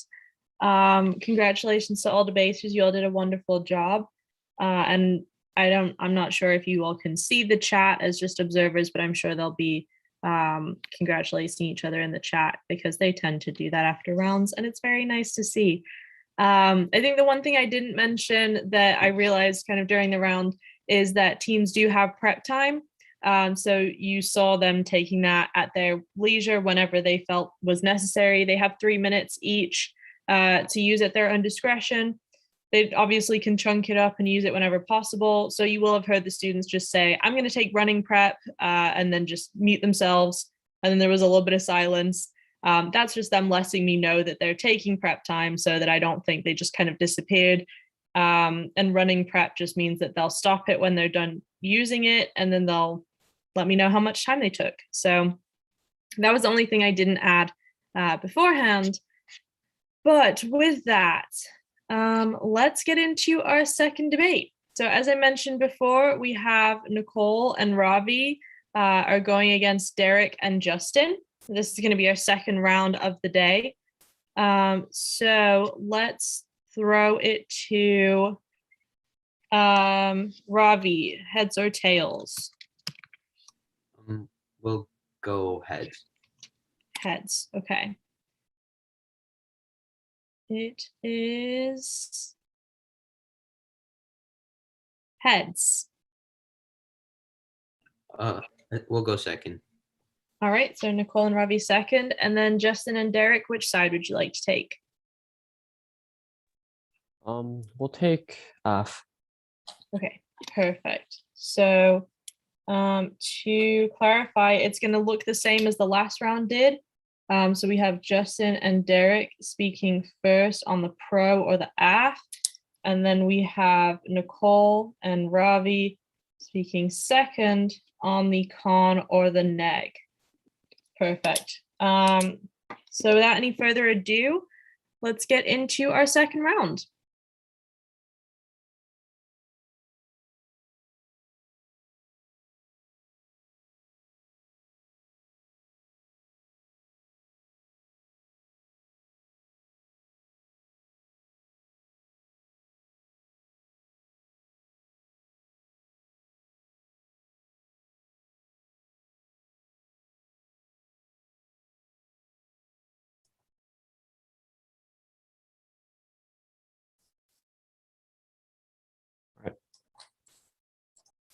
My time will start now. We affirm our framework is that we should win. Contention 1 nuke war. The possibility of a Russian attack on the Baltic states is very likely. Shelpak and Johnson in 16. The next most likely target for Russian coercion are the Baltic republics. Like Ukraine, all three spent many years as component republics of the Soviet Union. The three are also contiguous to Russian territory. Like Ukraine, Estonia and Latvia are home to sizable ethnic Russian populations. I give Russia a self-justification for meddling in Estonian and Latvian affairs. Russia is building up a strong military presence in the Baltics. First bound Brylov in 19 in Kaliningrad, Moscow steadily built up its anti-access / area denial capabilities, including ballistic missiles which could be used to attack NATO installations in the Baltics. First bound Brylov in 19, Kaliningrad also hosts a growing Russian naval presence with the Baltic Sea Fleet. Kuhn in 18, if NATO underestimates the threat Russia poses, the alliance may give Moscow reason to test its resolve, perhaps even by using military force. Current NATO forces cannot repel a Russian invasion. Kuhn in 18, in the Baltics, the military balance there very much favors Russia. To mitigate these risks, NATO members must complement deterrence with resilience and risk reduction measures better tailored to addressing Russian behavior. Smith and Henderson 16. NATO as a whole has underinvested in its military forces for decades and finds itself now ill-prepared to deter Putin or respond effectively should Russia launch an invasion of an alliance member. NATO is also ill-equipped to deter and recover from any number of low-level hybrid tactics. Slepak and Johnson in 16, in a series of war games, Rand examined the probable outcome of a near-term Russian invasion of the Baltic states. The game's findings are unambiguous. NATO cannot successfully defend its territory of its most exposed members. These war games show Russia can easily invade the Baltic states, leaving NATO with three unfavorable options. Shelpak and Johnson in 16, Russian forces eliminated or bypassed all resistance and were at the gates or of actually entering Riga, Tallinn, or both between 36 and 60 hours. A rapid Russian invasion of all or much of one or two NATO member states would present the alliance with three options, all unappetizing. First, NATO can mobilize forces for a counteroffensive to eject Russian forces from Latvia and Estonia. This will require a fairly prolonged buildup that could stress the cohesion of the alliance and allow Russia opportunities to seek a political resolution that left it in its possession of its conquests. Even a successful counteroffensive would almost certainly be bloody and costly. Any counteroffensive will would also be fraught with severe escalatory risks. By turning a NATO counterattack aimed at liberating the Baltic republics into an invasion of Russia, Moscow could generate unpredictable but clearly dangerous escalatory dynamics. Wirtschbaum and Breedlove in 19. Russia has used strong rhetoric to emphasize the concept of de-escalatory asymmetric strikes, which would involve nuclear strikes in a conventional conflict. This Russian emphasis on escalating to de-escalate has generated NATO concerns that such threats might be employed to deter an allied response to a limited intrusion in NATO's east. Wirtschbaum and Breedlove again. Russia is expected to further modernize, if not increase, its nuclear arsenal.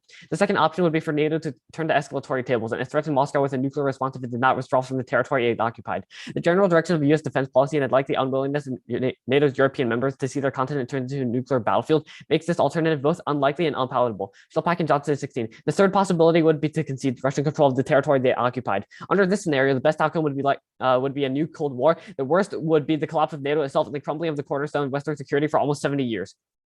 Luckily, increased military presence will prevent further Russian aggression. Wirtschbaum and Breedlove in 19 state, Putin will avoid actions he believes would provoke a major military response from the United States and NATO, making the alliance's deterrent posture even more crucial. Furthermore, O'Hanley in 21 states that the United States has a nearly perfect record of preventing further large-scale aggression in places where it pools its resources and forward deployed military forces to the task. Thus, we urge an affirmative vote.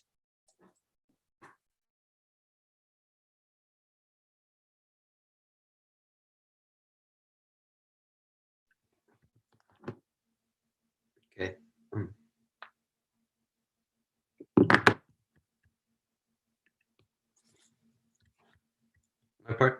I'll start time now. My partner and I negate the following resolution that resolved the North Atlantic Treaty Organization, or NATO, should substantially increase its defense commitments to the Baltic states. Contention 1, there's no need to increase defense to deter Russian aggression. Subpoint A, the Enhanced Forward Presence, or EFP, is effective in deterring Russian aggression.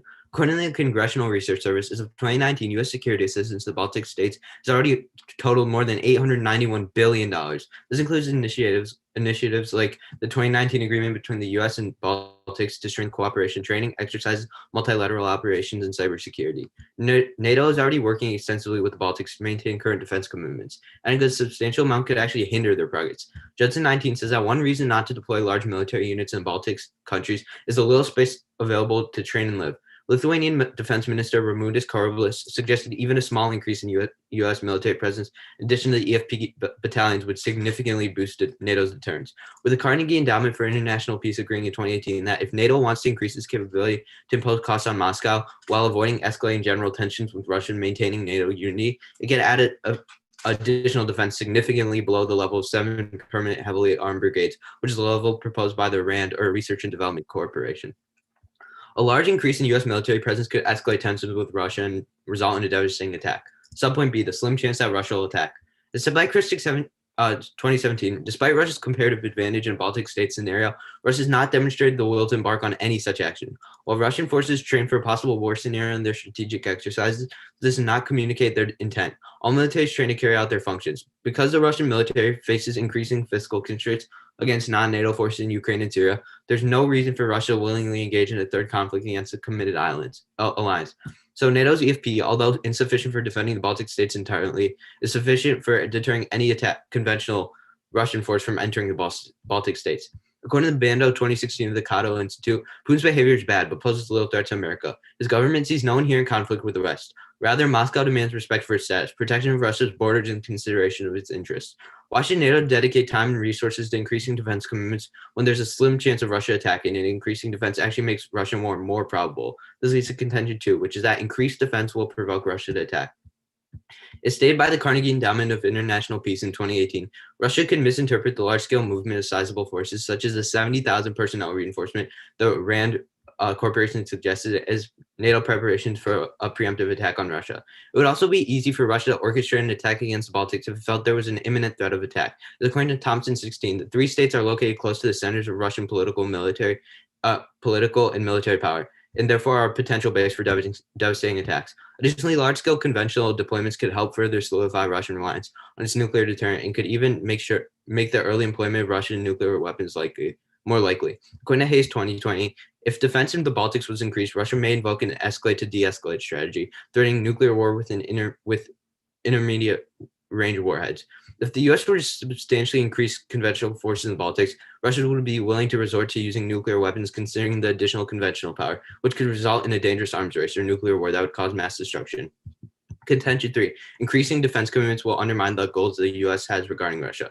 There are numerous far more important goals that the US should be working towards with Russia rather than increasing Baltic defense commitments. An example of these goals can include disarmament or joint nuclear disarmament or a joint comprehensive plan of action. In fact, it's clear that US and Russia have the most nuclear weapons in the world by a long shot. As according to Davenport 20 for Director for Non-Proliferation Policy, the US has 5,800 nuclear weapons on its own, and Russia has 6,375 of them. Meanwhile, other major nations have a combined total of 1,425 of these nuclear weapons. It's clear that before tensions escalate, it's extremely important that the US and Russia start working towards a nuclear disarmament or a joint comprehensive plan of action now. These weapons can cause worldwide immediate danger and destruction. Therefore, Judge, I strongly urge a combat.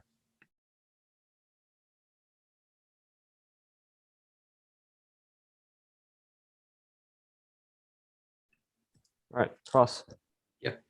You want to get the first question since you spoke first? Yeah. Right. Okay. Starting my time now.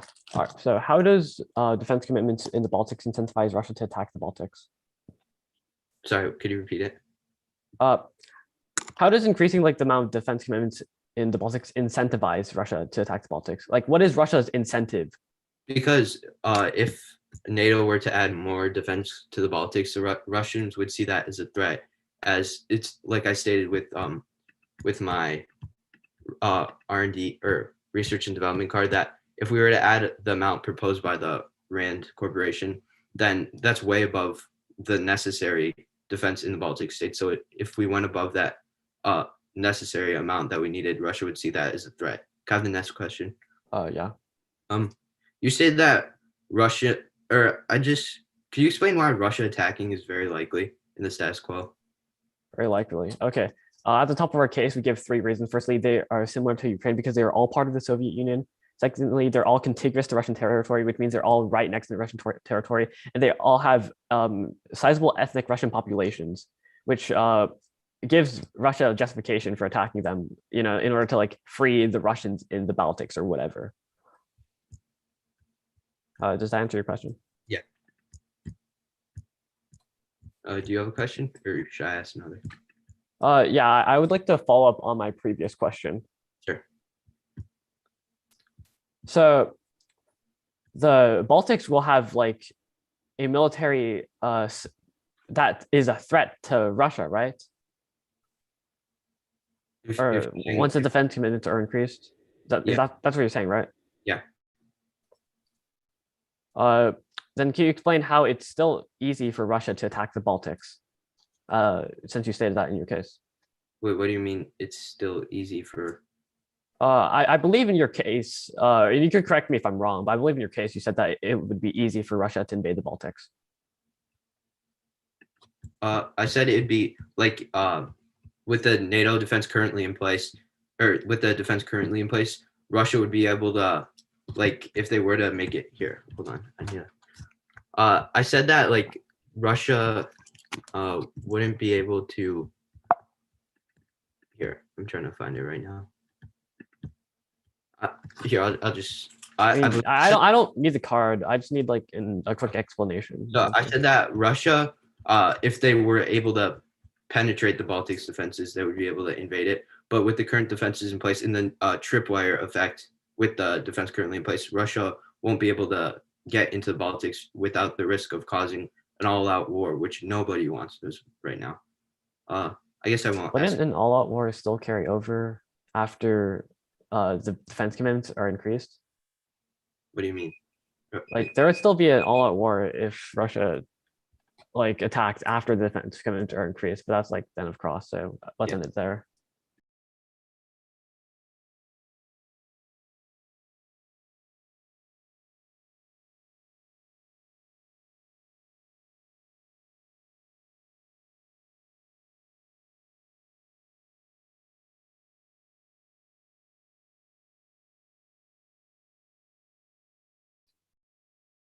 So I'll be taking some running prep.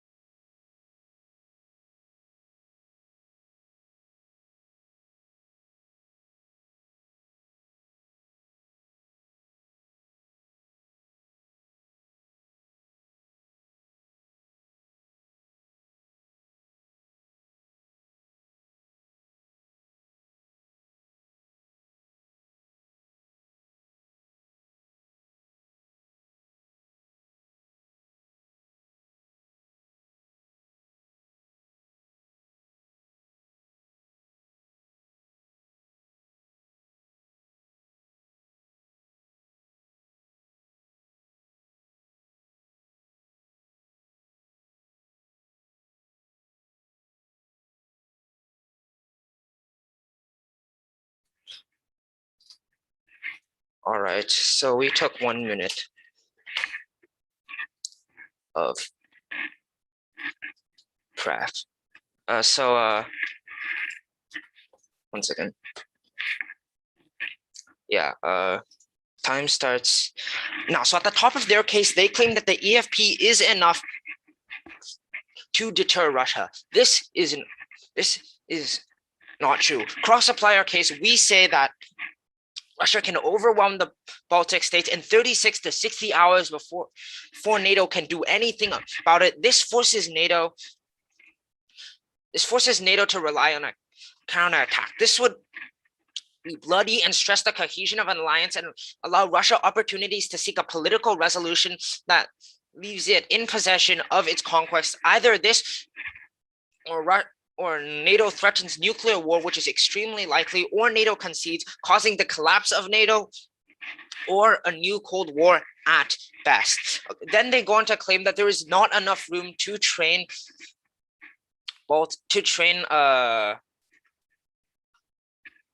troops in the Baltics. The resolution does not ask us to train troops in the Baltics or place troops in the Baltics at all. The resolution is the North Atlantic Treaty Organization should substantially increase its defense commitments in the Baltics if it specifically says to the Baltics and not in the Baltics, which means that the troops do not have to be stationed in the Baltics, only that troops exist to defend the Baltics. Then they go on to say that won't attack, and it only trains to carry out its functions. You don't see random countries training for invasions. This shows that the function of the Russian military is to attack other countries and especially Baltics. Onto their point that Russia cannot attack and that Russia is not this is untrue. Putin's regime needs confrontation with the West to survive. Estonia Minister Luik in 20 writes that Russian confrontation with the West is an existential necessity for the current regime. The biggest problem of Putin's regime is that it is not able to offer the Russian people a better future, and therefore it must make desperate attempts to offer them a better past. Russia and the West are at odds with each other over all relevant issues. Historically, Putin has used military action to distract from domestic issues. Shinkman in 21 writes that Russia invaded northern Georgia as it faced an economic recession at home, and amid another financial crisis beginning in 2014, Putin's government again focused abroad, first in Ukraine and later in Syria. Because COVID is damaging the economy, Putin will use military action again to distract from COVID-19. Okay. To their point about the fact that we are provoking Russia. Not true. Kuhn in 18, Bugajaski in 19 writes that whenever NATO launches an important initiative to strengthen transatlantic security, accusations that Russia is being provoked gain currency. Even on NATO's home ground, Moscow claims that defending Western democracies constitutes a hostile act against Russia. In an age of mass disinformation, Putin's Moscow is adept at manufacturing foreign conspiracies to hide its own internal discontents, and it banks on tepid responses to anti-American. Yes, they claim that Russia will. Okay, then they claim that deploying troops will undermine our foreign policy goals with Russia. Foreign policy with Russia, no. Relation with Russia does not exist. According to NATO in 2021, practical cooperation between NATO and Russia has been suspended since 2014 in response to Russia's military intervention in Ukraine. Concerns about continued destabilizing pattern of military activity span well beyond Ukraine. NATO-Russia plan relations are already terrible, and the US has already pulled out of the nuclear deal. Then they claim that because of stationing troops on the in the Baltics, we will cause an race. Putin has denied this. Putin says that Russia will respond to NATO's military buildup near its borders, but will not be drawn into an arms race. He said that Russia will defend itself without entering a costly race. Any nuclear buildup would only have an impact during all-out war, and we are the ones who prevent war, as we have said in case. Therefore, we urge a negative vote. Okay, I'll just take some writing prep.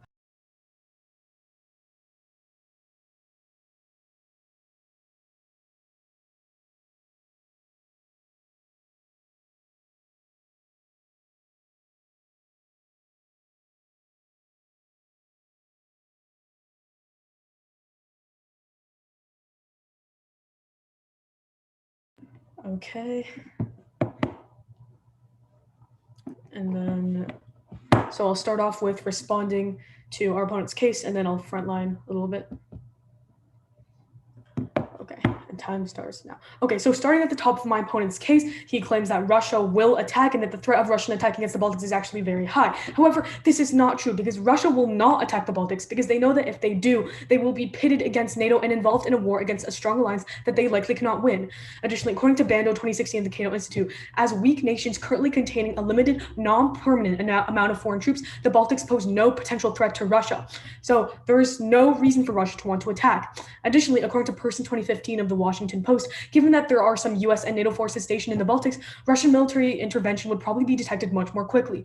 The US and Europe still hail NATO as a cornerstone of global security, so there is good reason to believe that the alliance would put up a fight. And a fight with NATO is one that Vladimir Putin cannot afford. If he is the skilled strategist that many have said he is, he will understand the incredible cost of provoking a war with NATO. Additionally, if Russia were able to overrun the Baltics in 60 hours, according to their Shablat card, and it has reason to attack, why hasn't it already done so? Clearly, either Russia has no interest in attacking the Baltics, or the EFP is an effective tripwire deterrent against Russian aggression.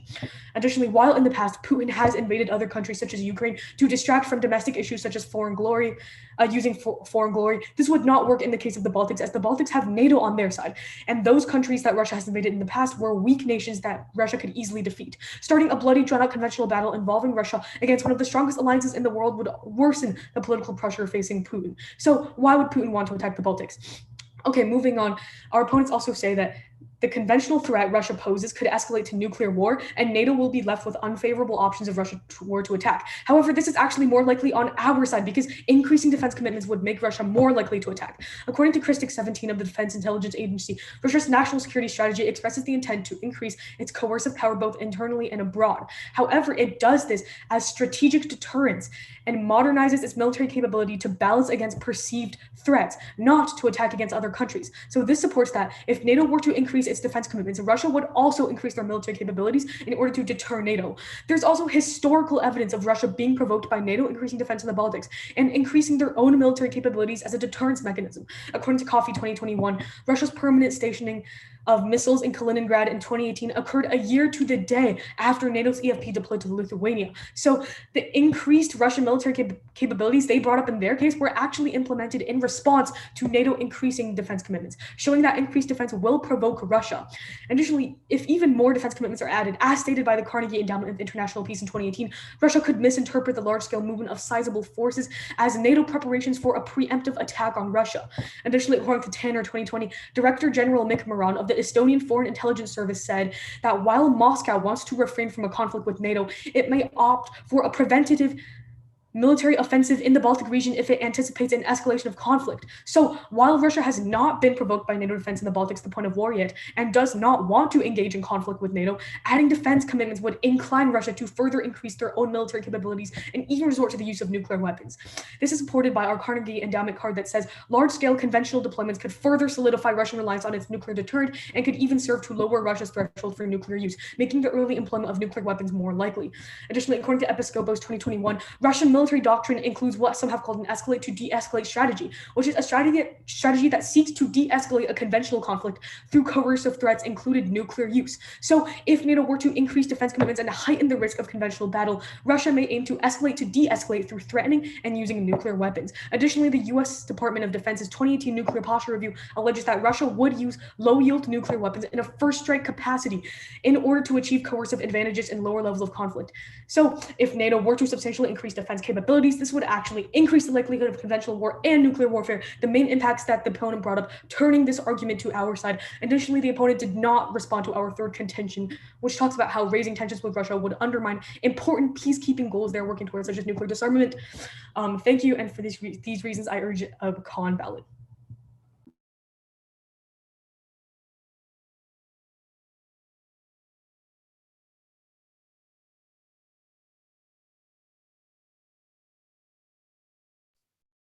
Crossfire, I believe. I'm gonna set up the timer. You can have the first question if you'd like.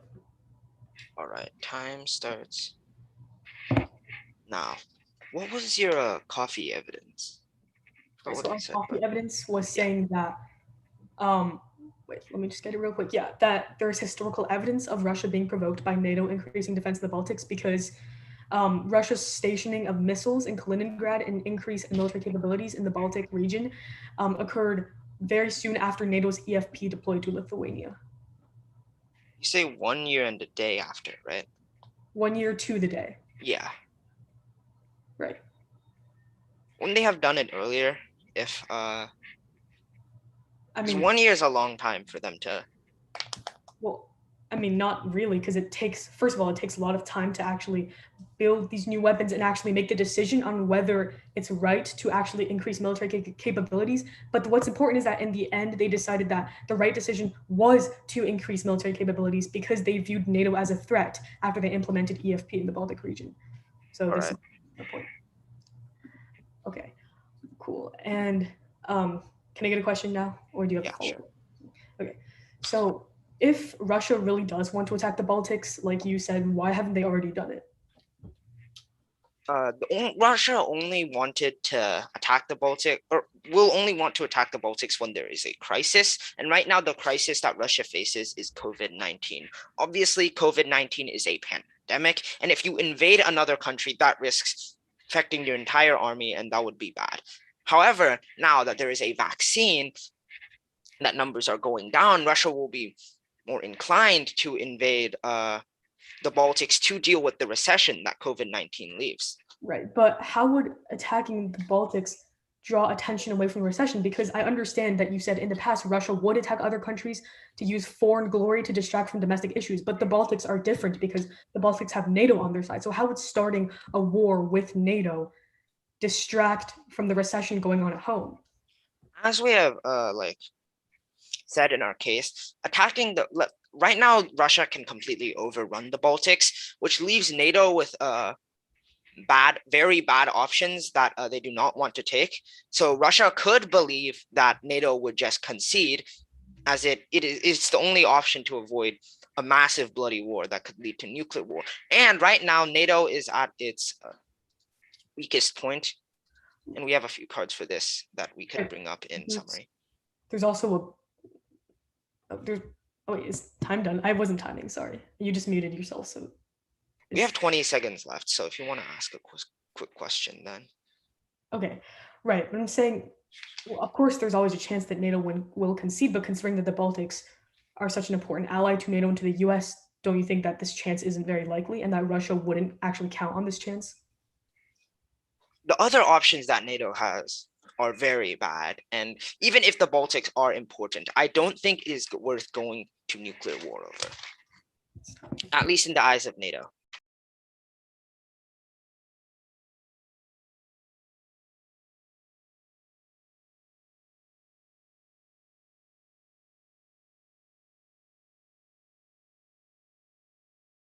All right, I'm going to take running prep.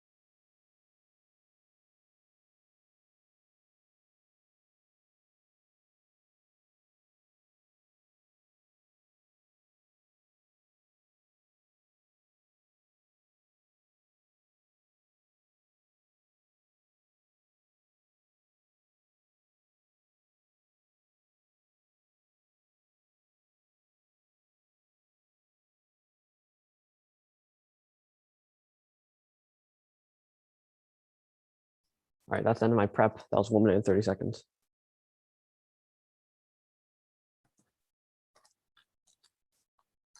quick off-time roadmap. We're gonna be going our case and then their case.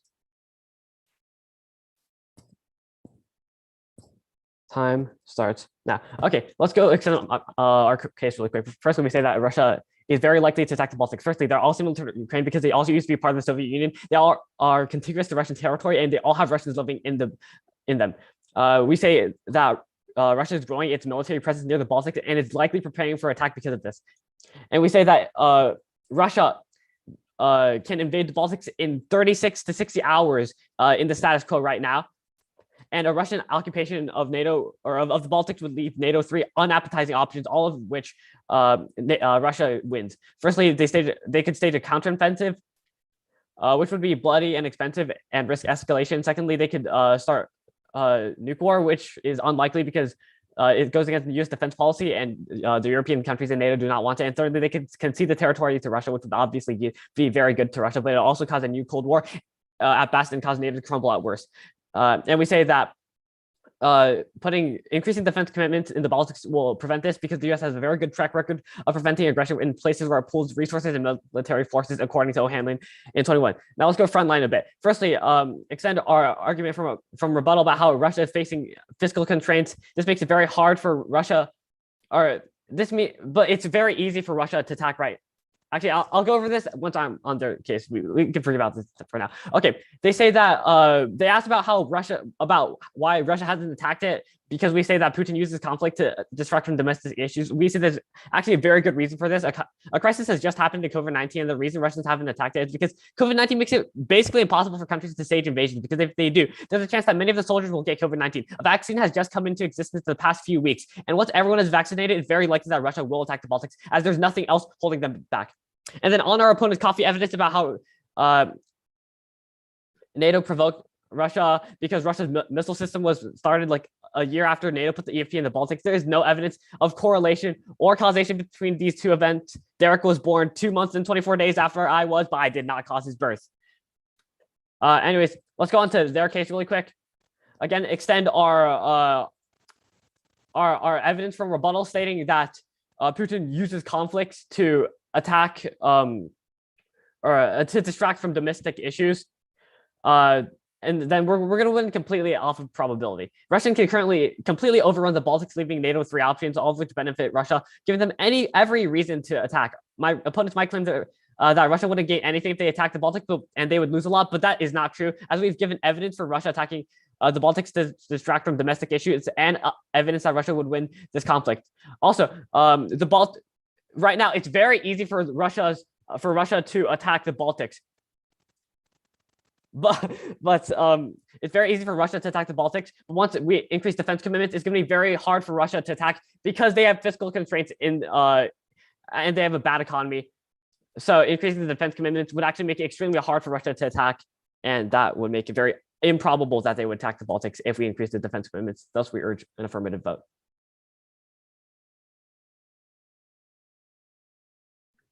I'll take running prep.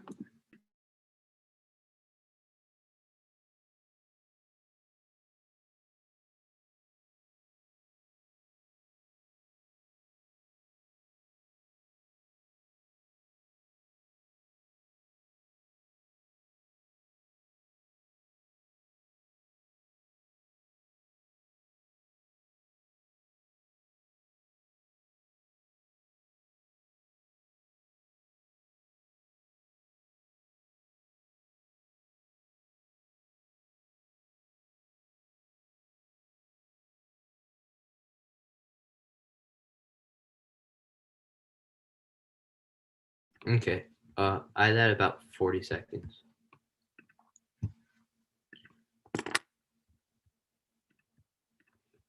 And I'll start time now.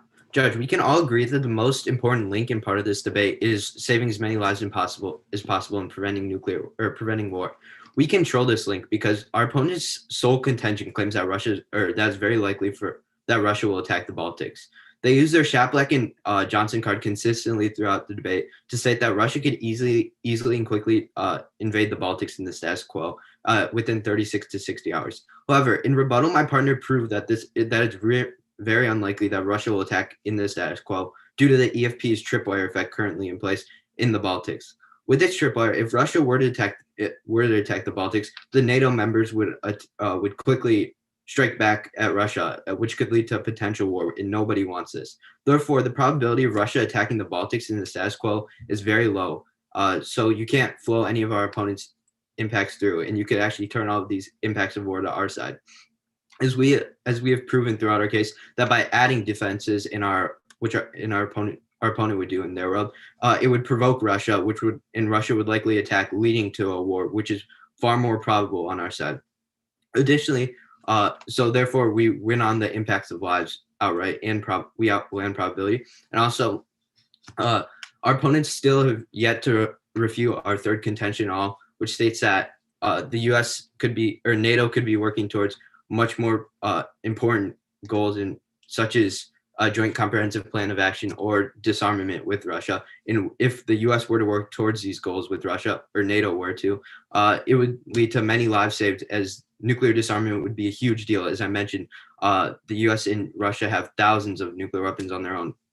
So by working towards these plans, millions of lives would be saved if a nuclear conflict ever broke out. Additionally, my opponents keep claiming that Russia is very provoked and was ready to attack, but they haven't because of COVID. But the EFP has been around since 2016 or 17. So if Russia wanted to attack that badly, they could have before COVID, as COVID became popular in a pandemic around like 2019 or 2020. So if Russia was that willing to attack, they could have before that, when the EFP was implemented, such as in 2017 or 2018. So this argument doesn't make sense, and you can't flow this through, Judge. Additionally, our opponent's correlation or causation point says that it's most likely, in regards to our opponent's correlation or causation point, we could say that it's most likely that Russia implemented military capabilities as a defense because they still have not attacked in the status quo. And therefore, Judge, I'll go on to weighing now. We outweigh on probability of the nuclear or this war, because in our world, we've proven it more or less likely for a war to break out or to occur than in our opponent's world. Therefore, Judge, if you want to save millions of lives, I strongly urge a combat. Thank you.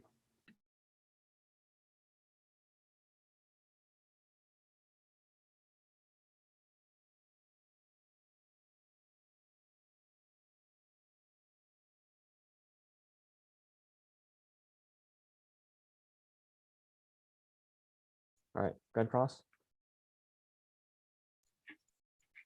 All right. You guys can have the first question. Derek, do you have a question? Yeah. So, when has Russia attempted a preemptive strike? Unlike people who they thought were threats. I mean, we never brought up Russia attempting preemptive threats. Or I mean, you say that we're gonna provoke Russia, which means that Russia will attack, right? Because now they're like scared of our troops in the Baltics. When has Russia attacked? Like actually started war over possible like military expansion? What about Ukraine and Crimea, which were both relatively near the Baltic states, where Russia attacked them? Did Okay, Crimea? there are two reasons why why Crimea, Ukraine, and the Baltics are different. Yeah. Firstly, like there was no military.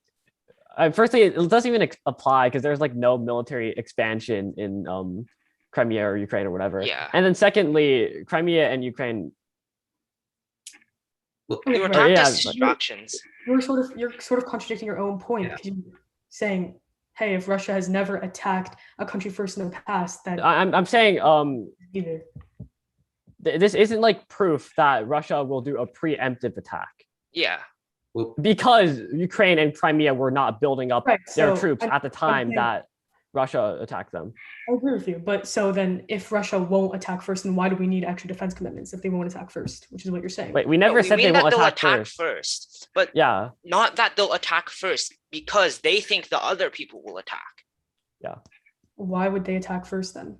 If they knew that attacking first would pit them against NATO, which is a very strong alliance. because every option that NATO NATO can has. take is beneficial for Russia. Yeah.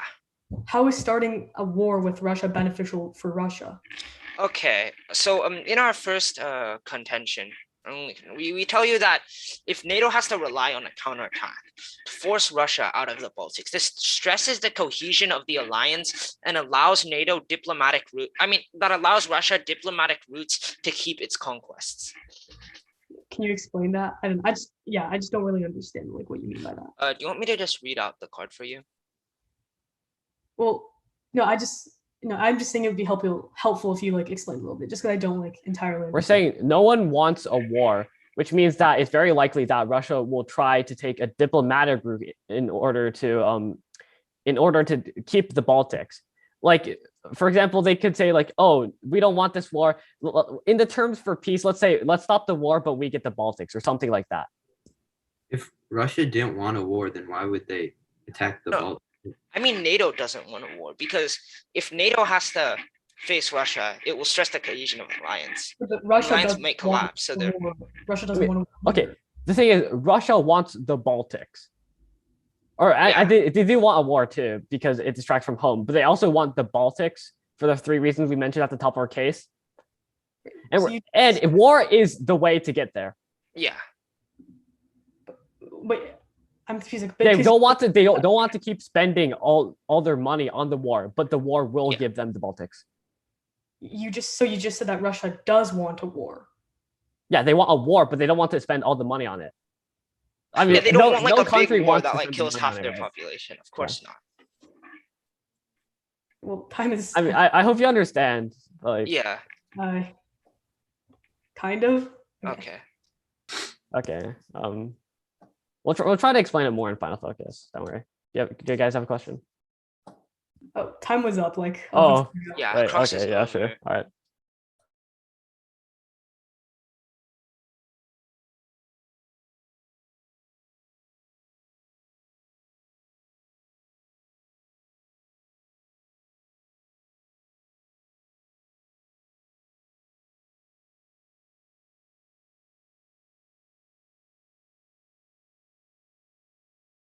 All right, we're going to be taking the rest of our prep, which is about 30 seconds.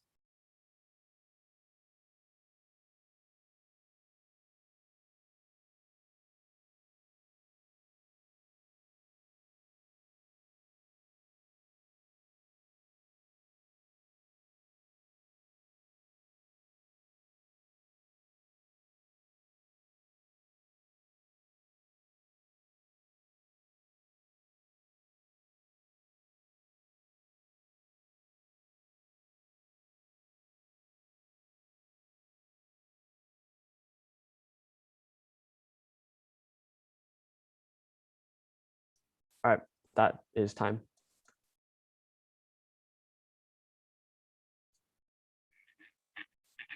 All right. So quick off time roadmap. We're going to be going on our case and then their case. Okay, so in our case and rebuttal, we give Russia 4 reasons to attack the Baltics. All 3 spent many years as component republics of the Soviet Union. There are 3 that are contiguous to Russian territory. And like Ukraine, Estonia and Latvia are home to sizable ethnic Russian populations. Lastly, they will attack in order to distract the population from COVID-19. As we say in summary, they haven't attacked yet because COVID-19 will infect their entire army. And now that everyone is starting to get vaccinated, there will likely be an invasion.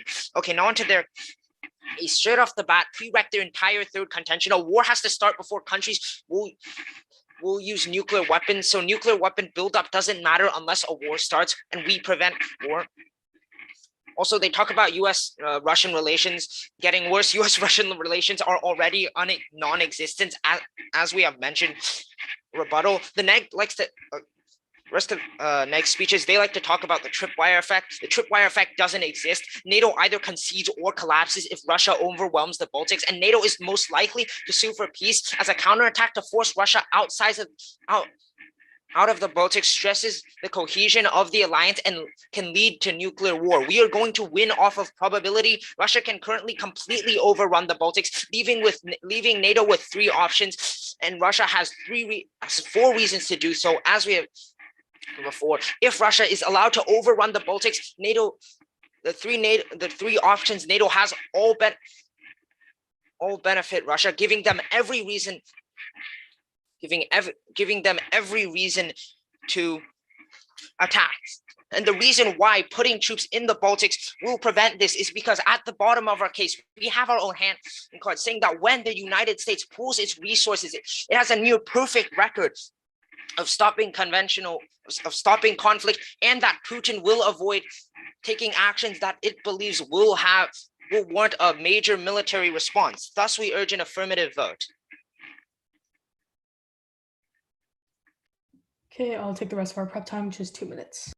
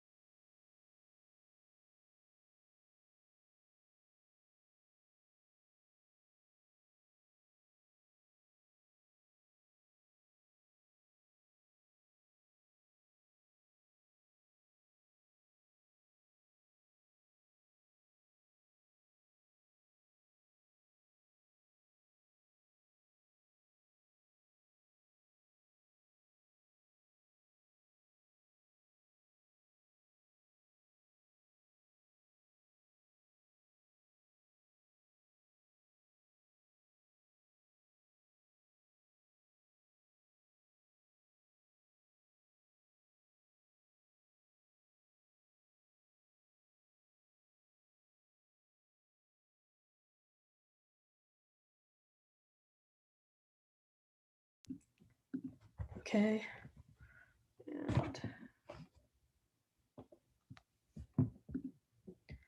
Okay, so I'll just sort of summarize the debate, why you should vote for us, and do some weighing. Okay, time starts now. Okay, so the main impact covered in this debate is Russian war and the chance of it taking place. We are winning on this because we have proved that implementing additional defense commitments will increase the likelihood of Russia attacking the Baltics and starting a war. This is because we have proven that Russia currently has no reason to attack the Baltics, but will view the addition of military defenses there as a preemptive strike or as an imminent threat, and also gave a historical example of when Russia increased their military capabilities as a result of NATO increasing defense commitments. The opponent's sole reason for why Russia would attack is because Putin wants to distract from problems at home. However, we have responded to this as early as our rebuttal speech when I said that while in the past Putin has invaded other countries to distract from domestic issues using foreign glory, this would not work in the case of the Baltics, as the Baltics have NATO on their side. Starting a bloody conventional battle involving Russia against one of the strongest alliances in the world would worsen the political pressure facing Putin.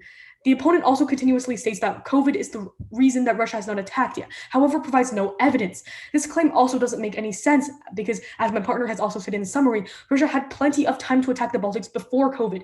EFP was implemented in 2017 and COVID only appeared in 2020. So once again, we ask, if Russia were able to overrun the Baltics in 60 hours, according to the carve that they keep extending, and it has reason to attack, why hasn't it already done so? Clearly, either Russia has no interest in attacking the Baltics or the EFP is an effective tripwire deterrent against Russian aggression. The opponent also conceded themselves in their final focus that Putin does not want to start a military conflict. So why would he attack the Baltics and pit Russia against NATO? The only reason he would do so is if he thought NATO would attack first because of their increase in defense commitments. So adding defense commitments increases the chances of both Russian conventional and nuclear war, as Russia will be more inclined to attack the Baltics first to minimize the threat against them and even resort to nuclear weapons because of their increased conventional power. So these impacts on our side. Additionally, our opponent did not respond to our third contention, which talks about how raising tensions with Russia would undermine important peacekeeping goals that they are working towards, such as nuclear disarmament. This is a very important impact that they didn't respond to, as raising tensions and a future arms race increases the chance of nuclear war. So for these reasons, we outweigh on probability because war is more likely if the asked proposal were to take place, magnitude because more potential lives are lost and damage is done with the asked proposal, and scope because we brought up the possibility of nuclear war and how nuclear war is more likely on our side, which impacts a huge amount of people and possibly involves other countries. So for these reasons, we urge a con ballot. Thank you.